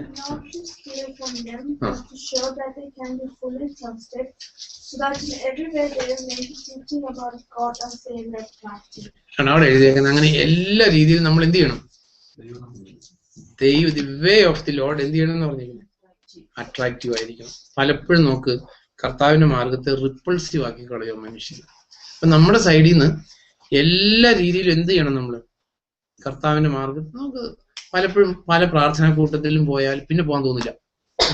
പല മെത്തേഡ്, അതിന്റെ രീതികള്, ശബ്ദം, ബഹളം, റിപ്പീറ്റേഷൻസ്, ഇതെല്ലാം ഞാൻ പറഞ്ഞേക്കാം, അങ്ങനെ അതിൽ എൻജോയ് ചെയ്യുന്നവർ എൻജോയ് ചെയ്യട്ടെ. പക്ഷെ സീരിയസ് മൈൻഡഡ് ആയിട്ടുള്ള അല്ലെ ഡീസന്റ് ആയിട്ട് ജീവിക്കാൻ, ഒരു മാന്യമായിട്ട് ജീവിക്കാൻ ആഗ്രഹിക്കുന്നവർക്ക് കർത്താവിന് മാർഗം കാണിച്ചു കൊടുക്കാനാണ് ദൈവം നമ്മളെ വിളിച്ചേക്കുന്നത്. കാരണം ക്രിസ്ത്യ ഗോളം ഒരു ലോജിക്കും ഇല്ലാതെ പോയിക്കൊണ്ടിരിക്കുന്നത്. കത്തോലിക്കൽ കൊന്ത ചെല്ലുന്നതിനെ അധിക്ഷേപിക്കും. 53 മണി ജപം, 153 മണി ജപം. എന്നാൽ ഹല്ലേലൂയ എന്ന് പറയുന്നത് ബൈബിളിൽ 4 സ്ഥലത്ത് എഴുതിയിട്ടുള്ളൂ. ന്യൂ ടെസ്റ്റമെന്റിൽ ഹല്ലേലൂയ എന്ന്. ചില ആൾക്കാർ പ്രാർത്ഥിക്കുമ്പോൾ ഒറ്റ പ്രാർത്ഥന തന്നെ 50 തവണ പറയും. ഞാൻ പറഞ്ഞത്, സെൻസിബിൾ ആയിട്ട് ചിന്തിക്കുന്ന മനുഷ്യർക്ക് കർത്താവിന്റെ മാർഗത്തെ അട്രാക്റ്റീവ് ആക്കി കൊടുക്കാനുള്ള, അട്രാക്റ്റീവ് ആക്കാൻ വേണ്ടിയിട്ട് ഔട്ട് ഓഫ് വേ ചെയ്യാൻ നമുക്ക് പറ്റില്ല. പൗലോസ് പറയുന്ന പോലെ അടിമകളെ നേടാൻ ഞാൻ അടിമകൾക്ക് അടിമകളെ പോലെയായി, അല്ലെ നിയമത്തിന് കീഴിലുള്ളവനെ നേടാൻ വേണ്ടി നിയമത്തിന് കീഴിലുള്ളവനെ പോലെയായി, നിയമം ഇല്ലാത്തവനെ നേടാൻ നിയമം ഇല്ലാത്തവനെ പോലെയായി. ആ കൂടി ഒരു വേർഡ് പൗലോസ് കൂട്ടിച്ചേർത്തു, അല്ലെങ്കിൽ പ്രശ്നമായനെ. എന്തെഴുതി? ഞാൻ എപ്പോഴും ക്രിസ്തുവിന്റെ നിയമത്തിന് വിധേയനായിരുന്നു. അല്ലെങ്കിൽ മദ്യപാനം നേടാൻ വേണ്ടി എന്ത് ചെയ്യേണ്ടി വരും? അതുകൊണ്ടാണ് അങ്ങനെ പ്രത്യേകം എഴുതിയേക്കുന്നത്. പക്ഷെ ഞാൻ എപ്പോഴും ക്രിസ്തുവിന്റെ നിയമത്തിന് എന്ന് പറഞ്ഞ പോലെ ക്രിസ്തുവിന്റെ നിയമത്തിന് വിധേയമായിട്ട് കർത്താവിന്റെ മാർഗത്തെ അട്രാക്റ്റീവ് ആയിട്ട് കൊടുക്കാനുള്ള ഉത്തരവാദിത്വം നമുക്ക് എല്ലാവർക്കും ഉണ്ട്. അല്ലെങ്കിൽ ജാതികൾ ജൽപ്പനം ചെയ്യുന്ന പോലെ ജൽപ്പനം ചെയ്യരുതെന്ന് ബൈബിളിൽ എഴുതിയിട്ടുണ്ട്. പക്ഷെ പല കൂട്ടങ്ങളിലും പോയാൽ ജൽപ്പനങ്ങളാണ്. ഞാൻ രക്ഷിക്കപ്പെട്ട ആദ്യ കാലത്ത് വിചാരിച്ചുകൊണ്ടിരുന്നത് ദാറ്റ് ഈസ് ദി ഒൺലി വേ. പക്ഷെ ഈ ബൈബിളിലെ കാര്യങ്ങൾ ബൈബിൾ വായിച്ചു വന്നപ്പോഴേ അറിയുന്നത് ഈ ഹല്ലേലൂയ എന്നുള്ള വേർഡൊക്കെ ആകെ 4 തവണ ന്യൂ ടെസ്റ്റമെന്റ് ഉള്ളൂ. That even is not repeat ചെയ്തിട്ടില്ല. ഹല്ലേലൂയ എന്നുള്ള വേർഡ് ബൈബിളിൽ റിപ്പീറ്റ് ചെയ്തിട്ടില്ല. ഇനി ചില ആൾക്കാർ സ്തോത്രം എന്ന് പറഞ്ഞാൽ സ്തോത്രം എന്ന് പറയുന്നത് സ്തോത്രയാഗമാണെന്ന് പറഞ്ഞ് സ്തോത്രം എന്ന് പറഞ്ഞുകൊണ്ടിരിക്കും മീനിങ്ലെസ് ആയിട്ട്. ചില ആൾക്കാർ രക്തം എന്ന് പറഞ്ഞുകൊണ്ടിരിക്കും. അതിനകത്ത് അട്രാക്റ്റഡ് ആയ ഒരാൾ ഇവിടെ ഇരിക്കുന്നുണ്ട്. ജീവലിന് ഏറ്റവും അട്രാക്റ്റഡ് ആയിട്ട് തോന്നിയ ഒരു സ്ഥലത്ത് പ്രാർത്ഥനിക്കുന്നത് അവിടെ രക്തം എന്ന് പറയുന്നതായിരുന്നു. ഞാൻ പറഞ്ഞു, പക്ഷെ ഇപ്പൊ തോന്നുന്നുണ്ടാകത്തില്ല. അപ്പൊ പലപ്പോഴും അജ്ഞതയും അല്ലെങ്കിൽ ബൈബിളിലെ കാര്യങ്ങളും അറിയാതെ നമ്മൾ പലതിലും അട്രാക്റ്റഡ് ആകാൻ പാടില്ല. കാരണം ദൈവത്തിന്റെ വചനത്തിന്റെ വേലിക്കെട്ടിനകത്ത് നിന്നുകൊണ്ട് നമ്മുടെ എല്ലാവരുടെ ഒരു ഉത്തരവാദിത്തമാണ് കർത്താവിന്റെ മാർഗത്തെ അട്രാക്റ്റീവ് ആയിട്ട് കൊടുക്കുക, ഡീസന്റ്. അതിനു വേണ്ടിയിട്ട് ക്രിസ്തുവിന്റെ നിയമത്തെ വിട്ടിട്ടല്ല. കാരണം മാന്യമായിട്ട് ജീവിക്കാനുള്ള ഒരു റൈറ്റ് എല്ലാവർക്കും ഉണ്ട്, മാന്യമായിട്ട് ചിന്തിക്കാനുള്ള റൈറ്റ് എല്ലാവർക്കും ഉണ്ട്, മാന്യമായിട്ട് വസ്ത്രധാരണം ചെയ്യാനുള്ള റൈറ്റ് എല്ലാവർക്കും ഉണ്ട്. എല്ലാവരും ശ്രദ്ധിക്കാറുണ്ട്. പക്ഷെ കർത്താവിന്റെ കാര്യം വരുമ്പോൾ പലപ്പോഴും ഇൻഡീസന്റ് ബിഹേവിയറിലോട്ട് മനുഷ്യൻ പോവുക. അപ്പൊ അടിമകളായിട്ടുള്ള ബന്ധത്തിൽ ഒരു കാര്യം കൂടി എഴുതിയിട്ടുണ്ട്, പറയാൻ പറഞ്ഞു എന്നോട് വായിച്ചു. അതിന് അടിമകളെ എന്ന് പറഞ്ഞിട്ടുണ്ട്.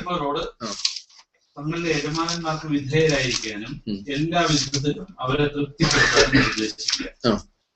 അവർ എതിർത്ത് സംസാരിക്കരുത്, ഒന്നും മോഷ്ടിക്കരുത്, മറിച്ച് എല്ലാ കാര്യങ്ങളിലും നമ്മുടെ രക്ഷകനായ ദൈവത്തിന്റെ തത്വത്തിന് അലങ്കാരമായിരിക്കത്തക്ക വിധം പൂർണ്ണവും ആത്മാർത്ഥവുമായ വിശ്വസ്തത പ്രകടിപ്പിക്കട്ടെ. അതെ, മതി. അപ്പൊ ഈ നമ്മൾ ചിന്തിച്ചൊരു കാര്യമുണ്ട്, ഇന്ന് അടിമകളില്ല.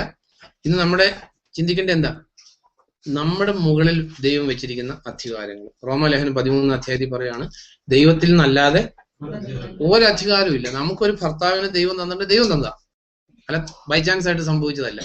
അതിൽ പറഞ്ഞേക്കുന്ന ഒരു കാര്യം, എല്ലാവരും ഇപ്പം എന്താ പറയുക, ഞാൻ ഭർത്താവ് അല്ല ഞാനാണ് പെണ്ണായതുകൊണ്ട് പറയുന്നൊന്നുമല്ല. നമുക്ക് ഓഫീസിലുണ്ട് സിറ്റുവേഷൻ. ഇപ്പം ഈ ഭർത്താക്കന്മാർക്ക് ഓഫീസിൽ സെയിം സിറ്റുവേഷൻ വരുന്നുണ്ട്. എല്ലായിടത്തും ദൈവം നമ്മളെ ടെസ്റ്റ് ചെയ്തുകൊണ്ടിരിക്കുക. അവിടെ പറഞ്ഞേക്കുന്ന ഒരു കാര്യം എന്താ? You should not talk back.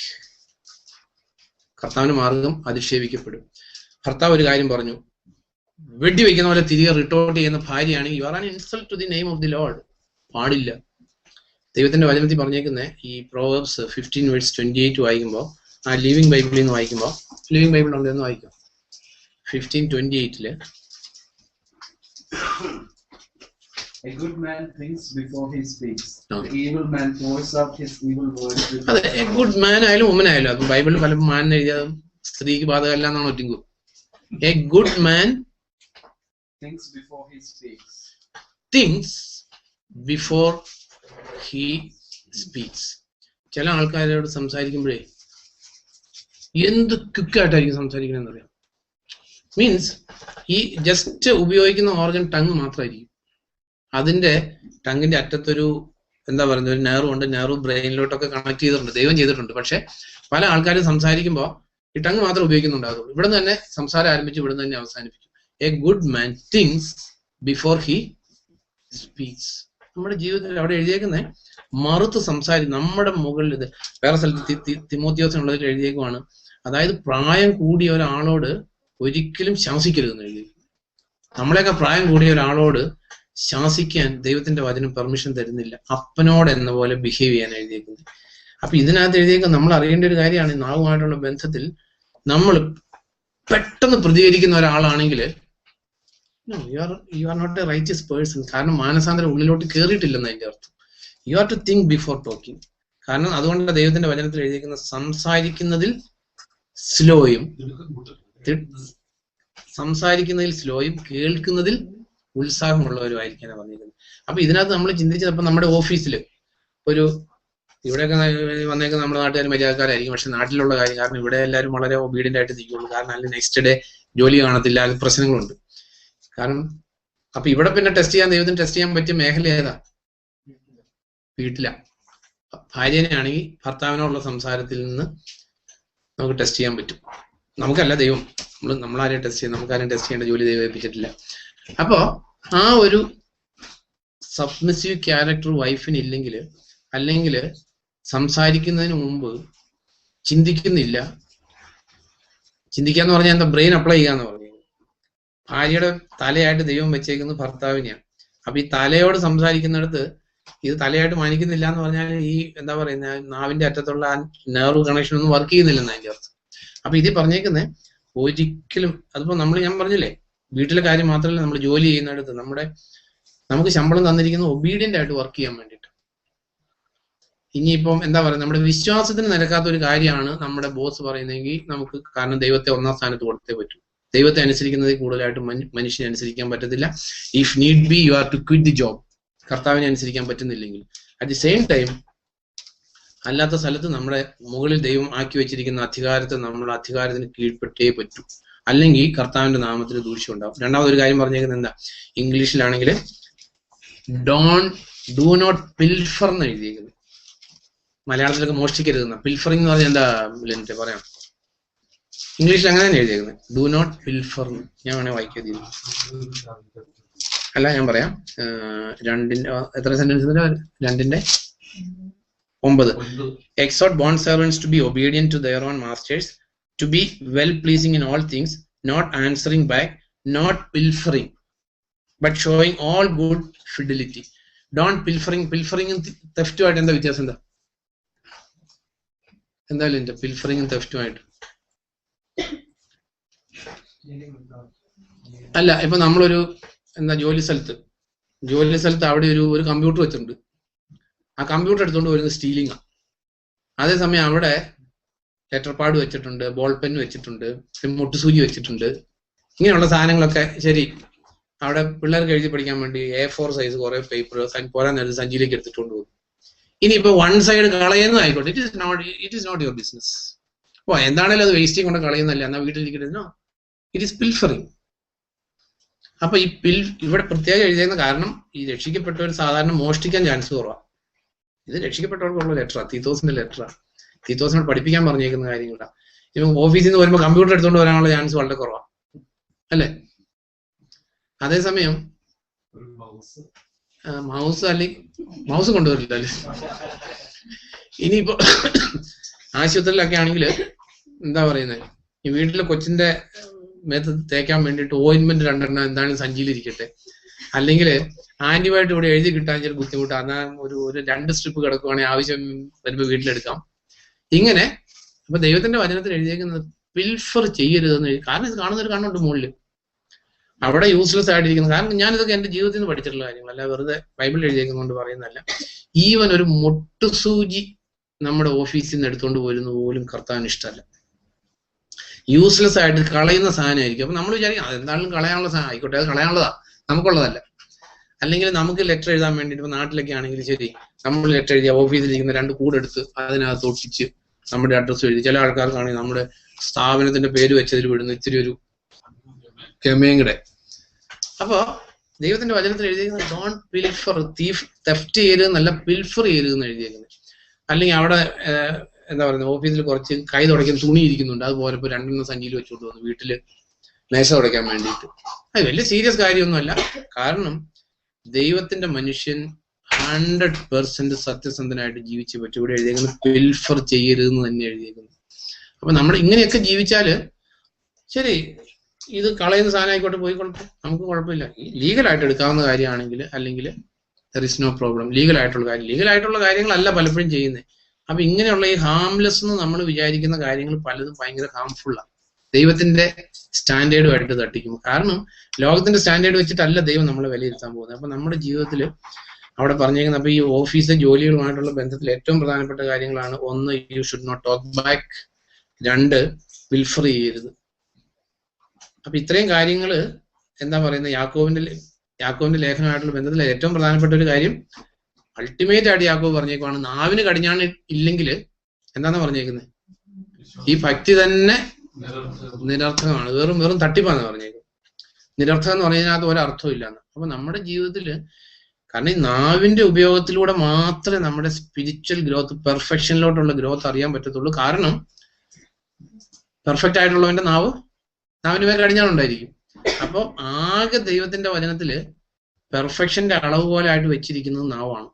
അപ്പൊ നമ്മുടെ ആ നാവ് ഫെയിലിയർ പറ്റുന്നുണ്ട്, അക്സെപ്റ്റ് ഇറ്റ്. കാരണം ആ കാര്യത്തിൽ നമുക്ക് റിക്വയർഡ് ആയിട്ടുള്ള കൃപ കിട്ടിയിട്ടില്ല, നമ്മൾ ആരും പെർഫെക്റ്റ് ആയിട്ടില്ല. പക്ഷെ നമുക്ക് ആ ഗോൾ ഉണ്ടായിരിക്കണം, അല്ലെങ്കിൽ നമ്മൾ ഒരു നാളും ഇമ്പ്രൂവ്ഡ് ആകത്തില്ല. ഈ Proverbs 16 സുഭാഷിതം 16-ന്റെ 23 വായിക്കുമ്പോൾ, ജ്ഞാനിയുടെ മനസ്സ് അയാളുടെ ഭാഷ വിവേകമുള്ളതാകുന്നു, അയാളുടെ അധരങ്ങൾക്ക് വശ്യശക്തി പ്രദാനം ചെയ്യുന്നു. ആലോചിച്ച് നോക്കുക, അത് നമ്മുടെ എല്ലാവരുടെയും അധരങ്ങൾ അങ്ങനെയായിരുന്നെങ്കിൽ എത്ര നല്ലതായിരുന്നു. ആലോചിച്ച് നോക്കി. അതിൽ എഴുതിയേക്കുന്നത് വിജ്ഞാനിയുടെ മനസ്സ് അയാളുടെ ഭാഷ വിവേകമുള്ളതാക്കുന്നു, വിജ്ഞാനിയുടെ നാവ് അയാളുടെ ഭാഷ വിവേകമുള്ളതാക്കുന്നു എന്നാണ് എഴുതിയിരിക്കുന്നത്. ഇതാ നമുക്ക് പറ്റുന്ന കുഴപ്പം. നാളെ ഇനി തുടങ്ങി എന്റെ നാവിനെ നിയന്ത്രിക്കുന്നു വിചാരിച്ചാൽ നടക്കുമോ? എവിടെ നിന്നാ നാവ് സംസാരിക്കുന്നത്? മനസ്സിൽ നിന്നാ. അപ്പൊ വിജ്ഞാനിയുടെ മനസ്സ് അയാളുടെ ഭാഷ വിവേകമുള്ളതാക്കുന്നു. അപ്പം നമ്മുടെ നാവിൽ ഫെയിലിയർ പറ്റിയാൽ വായിക്കകത്ത് നോക്കിയിട്ട് കാര്യമില്ല, നാക്ക് നീട്ടി നോക്കിയിട്ട് കാര്യമില്ല.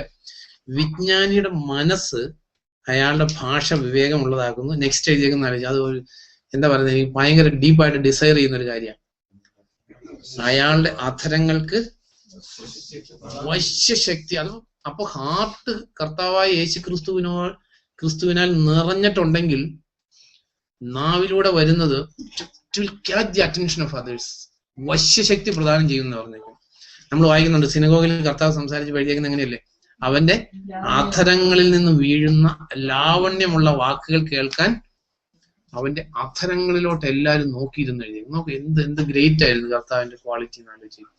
അവന്റെ അധരങ്ങളിൽ നിന്ന് വീഴുന്ന ലാവണ്യമുള്ള വാക്കുകൾ. ഇവിടെ എഴുതിയേക്കുന്നത് അവന്റെ വാക്കുകൾക്ക്, ഇവിടെ എഴുതിയേക്കുന്ന 23 എഴുതിയേക്കുന്ന എന്താ എഴുതിയത്? വശ്യശക്തി. വശ്യശക്തി എന്ന് പറഞ്ഞാൽ എന്താ? വശീകരിക്കും. കാരണം സംസാരത്തില്, അപ്പൊ നമ്മുടെ ജീവിതത്തില് കർത്താവ് ഉള്ളിൽ എത്രത്തോളം നിറയുന്നോ അത്രത്തോളം നമ്മുടെ നാവിന് വശ്യശക്തി ദൈവം പ്രദാനം ചെയ്യുന്ന എഴുതിയിരിക്കുന്നു. നാവിന് വശ്യശക്തി. കാരണം ഇത് വിജ്ഞാനിയുടെ അധരങ്ങൾ. വിജ്ഞാനം എന്ന് പറയുന്നത് എന്താ? നമ്മൾ എന്നും ചിന്തിക്കാറില്ല. വിജ്ഞാനം തരാൻ ആർക്കും പറ്റുന്നില്ല, ദൈവത്തിന് മാത്രമേ പറ്റൂ. അതാണ് നമ്മൾ അറിയേണ്ട ഒരു കാര്യം. കാരണം ബൈബിൾ നോളജ് ഉണ്ടാക്കാൻ നമ്മൾ ബൈബിൾ വായിച്ചാല്, അല്ലെ എനിബഡി ബൈബിൾ വായിക്കുന്ന ആർക്കും ബൈബിൾ നോളജ് ഉണ്ടാക്കാം. എനിബഡി. ഇപ്പൊ കെമിസ്ട്രി നല്ലപോലെ പഠിക്കുന്ന ഒരു കുഞ്ഞിന്റെ കയ്യിലേക്ക് ബൈബിൾ കൊടുത്താൽ അവൻ ബൈബിൾ നല്ലപോലെ പഠിക്കും, ഒരു പ്രശ്നമില്ല. പക്ഷെ വിജ്ഞാനം അത് ദൈവം തരുന്ന, ഒരു കണിക പോലും നമുക്ക് നേടിയെടുക്കാൻ പറ്റത്തില്ല. വാട്ട് എവർ വിസ്ഡം നമുക്കുണ്ടോ അത് ദൈവം തന്നേക്കുന്ന, ഒരു കണിക പോലും നമുക്ക് കൂട്ടിയെടുക്കാൻ പറ്റത്തില്ല. അപ്പൊ അത് പറഞ്ഞിട്ടുണ്ട്, ദൈവം പരമാർത്ഥികൾക്കായിട്ട് ഉത്തമ വിജ്ഞാനം സംഭരിച്ചു വെച്ചേക്കുക. അത് ദൈവം തരുന്ന അളവിൽ നമുക്ക് കിട്ടുള്ളൂ. അപ്പൊ വിജ്ഞാനം ഉള്ളതനുസരിച്ച് വെളിപ്പെടുന്ന എവിടെയാ? അധരങ്ങൾക്ക് വശ്യശക്തി ദൈവം പ്രദാനം ചെയ്യും. അപ്പൊ നമ്മുടെ ജീവിതത്തില് നമ്മൾ ഈ സെൽഫ് ഡിസെപ്ഷനിൽ നിന്ന് രക്ഷപ്പെടുന്ന കാര്യങ്ങൾ ചിന്തിക്കുന്നത് ഓരോനോട് എഴുതിയിട്ടുണ്ട്. അതോടെ പറഞ്ഞ് നമുക്ക് സ്റ്റോപ്പ് ചെയ്യാം. 1 യോഹന്നാൻ 1-ാം അധ്യായത്തില് ജസ്റ്റ് അത് കൂടുതൽ ചിന്തിക്കാനുള്ള ഒന്നുമില്ല അതിനകത്ത്. 1 യോഹന്നാൻ 1:7 ടിങ്കു ഇംഗ്ലീഷിൽ നിന്ന് വായിക്കാം, എന്നാലും ഡിസീവിംഗ് എന്നുള്ള വേർഡ് കിട്ടുള്ളൂ. അതുകൊണ്ട് ഞാൻ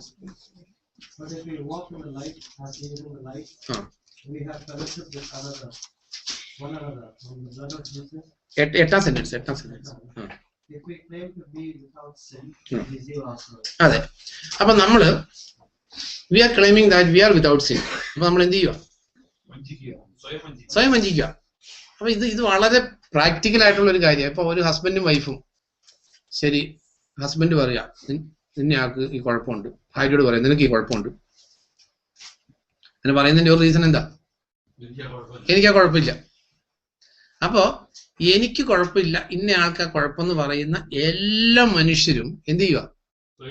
സ്വയം വഞ്ചിക്കുക. ഒരു പക്ഷേ your husband may be a noble man, അല്ലെ wife may be a noble person. ഈ ഭർത്താവിന്റെ ആ ഷോർട്ട് കമ്മിങ് പറയാത്ത ആളായിരിക്കും. നമ്മൾ അറിയേണ്ട ഒരു കാര്യം, നമ്മൾ ഒരാളുടെ ഷോർട്ട് കമ്മിങ് കാണുമ്പോൾ you have to think we have equal number of shortcomings. അത് നമ്മൾ കാണുന്നില്ല, you are deceiving yourself. അല്ല, നമ്മളാരും പെർഫെക്റ്റ് അല്ല. ശരി, ഭാര്യയ്ക്ക് കുഴപ്പമുണ്ട്, നമുക്കോ ഒരു കുഴപ്പമില്ല, U are deceiving your self. അതാ 1 യോഹന്നാനിൽ പറഞ്ഞേക്കുന്നത്. നമ്മിൽ പാവമില്ല, എനിക്ക് കുഴപ്പമില്ല എന്ന് പറയുന്നവരല്ല എന്ത് ചെയ്യുക? എന്നാല് മ്യൂച്വലി കൺസ്ട്രക്റ്റീവ് ആയിരിക്കണം. ചില ഭാര്യമാര് ആ ഭർത്താവിന്റെ ഒരു കുഴപ്പമുണ്ടെങ്കിലും മിണ്ടില്ല. അതിനേക്കാൾ വലിയ എന്താ പറയുന്നത്, ദൈവം കൂടെ തന്നേക്കുന്ന ആ എന്താ പറയുന്നത് ഹെൽപ്പറിന്റെ ഹെൽപ്പ് ചെയ്യാത്ത ആൾക്കാർ. ഇപ്പൊ നമുക്ക് കണ്ണാടി ഇല്ലാത്ത കാലത്താണെങ്കിൽ മുഖത്തൊരു കരിപ്പാടുണ്ടെങ്കിൽ എങ്ങനെ കണ്ടെത്താൻ പറ്റും? ഇപ്പൊ കണ്ണാടി ഉള്ളതുകൊണ്ട് പോയി നോക്കിയാൽ കാണാൻ പറ്റും. അപ്പൊ ഭാര്യ അല്ലെങ്കിൽ ഭർത്താവ് കണ്ണാടികളായിട്ട് വർക്ക് ചെയ്യേണ്ടവരാ. അത് സ്നേഹത്തിൽ നിന്നായിരിക്കണം എന്നുള്ളൂ. അല്ലാതെ നിനക്ക് ആ കുഴപ്പമുണ്ട്, എനിക്കോ ഒരു കുഴപ്പമില്ല. അപ്പൊ അങ്ങനെ പറയുമ്പോ U are deceiving your self എന്ന ദൈവത്തിന്റെ വചനത്തിൽ പറഞ്ഞേക്കുന്നത്. നമ്മുടെ ജീവിതത്തിൽ നമ്മൾ മാനസാന്തരപ്പെടേണ്ട മേഖലകളാണ് ഇത്. കാരണം നോക്ക്, നമ്മളെല്ലാം കല്യാണം കഴിക്കുന്ന 10, 20, 25 വയസ്സായിട്ടാണ് അല്ലേ? ആ 25 വയസ്സാകുമ്പോഴത്തേക്കും നമ്മുടെ ക്യാരക്ടർ ഫോർമേഷൻ എല്ലാം പൂർത്തിയായിട്ടാണ് വരുന്നത്. ഈ 25 വർഷം കൊണ്ടുണ്ടായ ക്യാരക്ടർ 5 ദിവസം കൊണ്ട് മാറ്റിയെടുക്കാൻ പറ്റുമോ? ജോലി ചിലപ്പോൾ കുറെ സ്പെഷ്യാലിറ്റീസ് കാണും. ചിലപ്പോൾ ഭാര്യയുടെ സ്വഭാവം ചിലപ്പോൾ ഡയമെട്രിക്കലി ഓപ്പോസിറ്റ് ആയിരിക്കും. ഈ രണ്ടുപേരെയും കൂടെ ദൈവം കൂട്ടിച്ചേർത്തേക്കുന്ന എന്തിനു വേണ്ടിയിട്ടാണ്? അല്ല, ലെവലാകാൻ വേണ്ടിയിട്ടല്ല. ശരിക്കു പറഞ്ഞാൽ റൈറ്റ്ഫുൾ ആയിട്ട് യൂസ് ചെയ്യുവാണെങ്കിൽ ഈ ഡയമെട്രിക്കലി ഓപ്പോസിറ്റ് ആയിട്ടുള്ള സ്വഭാവങ്ങളുള്ള ഭാര്യയും ഭർത്താവും ഒന്നിച്ചു വരുന്ന നല്ലത്. കാരണം ഒത്തിരി മേഖലകളെ അവർക്ക് ശുദ്ധീകരിച്ചെടുക്കാൻ പറ്റും. ഒത്തിരി മേഖലകൾ പരിചയപ്പെടാൻ പറ്റും. അല്ല, റിയൽ ആയിട്ട്. അതേസമയം അങ്ങോട്ടും ഇങ്ങോട്ടും അക്യൂസ് ചെയ്യാനാണെങ്കിൽ അത് ഏറ്റവും വലിയ ഡിസ്ട്രക്റ്റീവ് ആയിരിക്കും. ചിലപ്പോൾ ഇപ്പൊ നോക്ക്, ഇപ്പൊ എന്റെ പ്രോട്ടോപ്പിൽ എന്റെ ഒരു ഷോർട്ട് കമ്മിങ് ഞാൻ പറയാം. ഞങ്ങൾ ഇത്തിരി ഈ മദ്യപാനികളും ധൂർത്തന്മാരുമായിട്ട് വളർന്നു വന്നിട്ടുള്ളത്. ബേസിക്കലി സൂക്ഷം എന്ന് പറഞ്ഞൊരു സാധനം ഇല്ല. അങ്ങനെ അൺബ്രിഡിൽ ആയിട്ടുള്ള ഒരു ക്യാരക്ടർ 10-25 വർഷം അല്ല അത്രയും ജനിച്ചു വരുമ്പോഴത്തേക്കും ഒത്തിരി ക്യാരക്ടർ ഫോം ചെയ്തു. അപ്പോ കല്യാണം കഴിക്കുന്ന ഭാര്യയ്ക്ക് ഇത്തിരി ഒരു മെറ്റിക്കുലസ് ആയിട്ട് സ്പെൻഡ് ചെയ്യുന്ന ഒരു ഭാര്യയാണെങ്കിൽ ദാറ്റ് വിൽ ബി ഹെൽപ്ഫുൾ അല്ലേ? അത് നീ ഭയങ്കര പിശുക്കത്തിയാണ് നിന്റെ എന്ന് പറഞ്ഞ ദൈവം നമ്മുടെ ഒരു അനുഗ്രഹത്തിന് വേണ്ടി കൂട്ടി തന്നേക്കുന്നതായിരിക്കും. അല്ല, ഓരോ ക്യാരക്ടറും ചിലപ്പോൾ ഭർത്താവ് ചിലപ്പോൾ ഹോട്ടംബേർഡായിരിക്കും, ഭാര്യ ചിലപ്പോൾ വളരെ എന്താ പറയുന്നത് സോഫ്റ്റ് സ്പോക്കൺ ആയിരിക്കും. ഇപ്പൊ രണ്ടുപേരും ഹോട്ടംബേർഡാണെങ്കിലോ? അല്ലെ, രണ്ടുപേരും പാഠം പഠിക്കും. ഞാൻ പറഞ്ഞത് ഇങ്ങനെ. അതുകൊണ്ട് നമ്മൾ ഒരിക്കലും വിചാരിക്കരുത് ഒരു ഓപ്പോസിറ്റ് ക്യാരക്ടർ വൈഫിലോ അല്ലെ ലൈഫ് പാർട്ട്ണറിലോ കാണുമ്പോൾ ഈ സംഗതി ആ കുഴപ്പമായെന്ന് ഒരിക്കലും വിചാരിക്കരുത്. അത് ദൈവം നമ്മുടെ നന്മയ്ക്ക് വേണ്ടി ആക്കി വെച്ചേക്കുന്നത്. ഈ ജോലി പറഞ്ഞ പോലെ കുറേയോടെ വൈഡ് സ്പെക്ട്രത്തിൽ നമുക്ക് ലേൺ ചെയ്യാൻ പറ്റും, കറക്റ്റ് ചെയ്യാൻ പറ്റും. ഒത്തിരി കാര്യങ്ങൾ ദൈവം അങ്ങനെ തന്നെയാണ് സൃഷ്ടിച്ചു വെച്ചേക്കുന്നത്. ഇപ്പൊ നോക്ക്, ഇപ്പം ഈ പറഞ്ഞ പോലെ തന്നെ ഇപ്പൊ എന്റെ ഒരു ഷോർട്ട് കമ്മിങ് എന്റെ കൂടെയുള്ള ഒരാൾക്ക് കാണാൻ പറ്റുള്ളൂ, എനിക്ക് കാണാൻ പറ്റത്തില്ല. അപ്പൊ അത് പറഞ്ഞു തരുമ്പോൾ റൈറ്റ് സ്പിരിറ്റിൽ എടുക്കുവാണെങ്കിൽ എനിക്ക് ഒത്തിരി കറക്റ്റ് ചെയ്യാൻ പറ്റും. അതേസമയം ഇപ്പൊ എന്റെ ലൈഫ് പാർട്ണർ എനിക്ക് തെറ്റുണ്ടെങ്കിലും അത് ഉള്ളിൽ വയ്ക്കുള്ളൂ, പറയില്ലെങ്കിൽ എനിക്ക് ഭയങ്കര ഡിസ്ട്രക്റ്റീവ് ആയിരിക്കും. അപ്പൊ ദൈവം ആക്കി വെച്ചിരിക്കുന്ന അല്ലെ നമ്മുടെ കൂടെ തന്നിരിക്കുന്ന പല എന്താ പറയുന്ന ലൈഫ് പാർട്ട്നേഴ്സിനും നമ്മുടെ വേവ് ലെങ്ത് അല്ല എങ്കിൽ അത് ദൈവം ആക്കി തന്നേക്കുന്ന ഫോർ ബെറ്റർമെന്റിന് വേണ്ടിയിട്ട്. അപ്പൊ നമ്മൾ ഇതിൽ ഡിസെപ്ഷൻ വരുന്ന എപ്പോഴാണ് ജോലി? എനിക്കൊരു കുഴപ്പമില്ല, നിനക്ക് കുഴപ്പം മുഴുവൻ എന്ന് പറയുമ്പോൾ സംഗതി ഡിസീവിങ്. കാരണം നമ്മൾ അറിയേണ്ട ഒരു കാര്യം, നമ്മുടെ ഭാര്യയിൽ എന്തെല്ലാം ഷോർട്ട് കമ്മിങ്സ് ഉണ്ടോ ഒരു equal number of short Cummings നമുക്കും ഉണ്ട്. നമ്മളത് കാണാതിരിക്കുന്നതുകൊണ്ടാണ് അതാ ഇവിടെ പറഞ്ഞേക്കുന്നത്. നമ്മിൽ പാവമില്ല എന്ന് പറഞ്ഞാൽ എനിക്ക് കുഴപ്പമില്ല എന്ന് പറയുമ്പോൾ എന്ത് ചെയ്യാന്ന് പറഞ്ഞേക്കുന്നത്? സ്വയം വഞ്ചിക്കും. അപ്പൊ നമ്മുടെ ജീവിതത്തിൽ നമ്മൾ ചിന്തിച്ചത് ഈ സെൽഫ് ഡിസെപ്ഷനിൽ നിന്ന് നമ്മൾ ഇത് കാത്തു സൂക്ഷിച്ചാൽ മറ്റു മേഖലകളിൽ ആര് നമ്മെ സഹായിക്കും? ദൈവം സഹായിക്കും. അങ്ങനെ നമ്മൾ യൂദായുടെ ലേഖനത്തിൽ എങ്ങനെയല്ലേ വായിക്കുന്നത്? നമ്മെ വീഴാതെ കാക്കുന്നവൻ. ആ സെന്റൻസ് വായിച്ച് പ്രാർത്ഥിച്ചത് യൂദായുടെ അവസാനത്തെ സെന്റൻസ്. അത് സത്യവദോസിൽ നിന്ന് വായിക്കില്ല, ഇത്തിരിയോടെ നല്ല യൂദ ലാസ്റ്റ് സെന്റൻസ് 24 തുടങ്ങി വായിച്ചു. വീഴാതെ വണ്ണം നിങ്ങളെ സൂക്ഷിച്ച് തന്റെ മഹിമാ സന്നിധിയിൽ കളങ്കമില്ലാത്തവരായി ആനന്ദത്തോടെ നിർത്തുവാൻ ശക്തിയുള്ളവന് നമ്മുടെ കർത്താവായ യേശുക്രിസ്തു മുഖാന്തരം നമ്മുടെ രക്ഷിതാവായ ഏകദൈവത്തിന് തന്നെ സർവകാലത്തിനു മുമ്പും ഇപ്പോഴും സദാകാലത്തോളവും തേജസ്സും മഹിമയും ബലവും അധികാരവും ഉണ്ടാകുമാറാകട്ടെ. അതെ. അപ്പൊ നമ്മൾ കാത്തു സൂക്ഷിക്കേണ്ട മേഖലകൾ നമ്മൾ കാത്തു സൂക്ഷിച്ചാൽ നമ്മൾ വീഴാതെ കാത്തു സൂക്ഷിക്കുന്ന ദൈവം. അല്ല, നമ്മുടെ കഴിവുകൊണ്ട് നമുക്ക് ഒരിക്കലും വീഴാതെ ജീവിക്കാൻ പറ്റത്തില്ല. നമ്മൾ താങ്ങുന്നത് കർത്താവാ. ആ സഹായ ഹസ്തം നമുക്ക് നഷ്ടപ്പെടുന്നത് നമുക്ക് ചെയ്യാൻ പറ്റുന്ന കാര്യം നമ്മൾ ചെയ്തു കഴിയുമ്പോൾ ദൈവത്തിന്റെ സഹായം ഉണ്ടാകും. നമുക്ക് ലാസറിനെ ഉയർപ്പിക്കാൻ മർത്തയ്ക്കും മറിയത്തിനും പറ്റില്ലായിരുന്നു. കർത്താവ് ഉയർപ്പിച്ചു. അത് കഴിഞ്ഞപ്പോൾ കർത്താവ് എന്താ പറയുന്നത്? ആ കെട്ടഴിച്ചുകൂടെ. കർത്താവിന് ആ കെട്ടും പൊട്ടിച്ച് ഉയർപ്പിക്കാൻ പറ്റാഞ്ഞിട്ടല്ല, ഇതൊക്കെ ലെസൺസാ. ആ കെട്ടഴിച്ചുകൂടാൻ അവരെ കൊണ്ട് പറ്റും. ആ കല്ലറയുടെ കല്ല് മാറ്റാനും മനുഷ്യനെ കൊണ്ട് പറ്റും. പക്ഷെ ഉയർപ്പിക്കാൻ പറ്റത്തില്ല. എന്ന് പറഞ്ഞ പോലെ നമ്മുടെ പാട്ട് നമ്മൾ പ്ലേ ചെയ്താൽ നമ്മളെ വീഴാതെ കർത്താവ് സൂക്ഷിക്കും. നമ്മുടെ മഹത്വത്തിന്റെ സന്നിധിയിൽ കളങ്കലേശം എന്നീ കർത്താവ് നിർത്തും. അപ്പൊ നമ്മുടെ ജീവിതത്തില് നമ്മൾ എന്താ പറയുന്നത്, ക്രിസ്ത്യ ജീവിതം ഇറസ്പോൺസിബിൾ ആയിട്ട് ജീവിക്കാൻ പറ്റത്തില്ല. ഓരോ സമയവും നമ്മൾ ശ്രദ്ധിച്ച് മുമ്പോട്ട് പോകേണ്ട ഒരു ജീവിതമാർഗം. പ്രാർത്ഥിക്കും.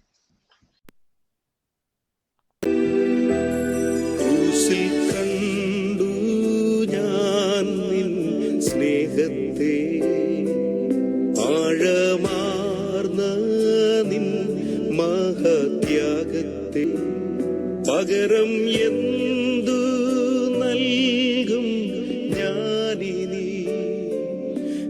ഹൃദയം പൂർണ്ണമായി നൽകി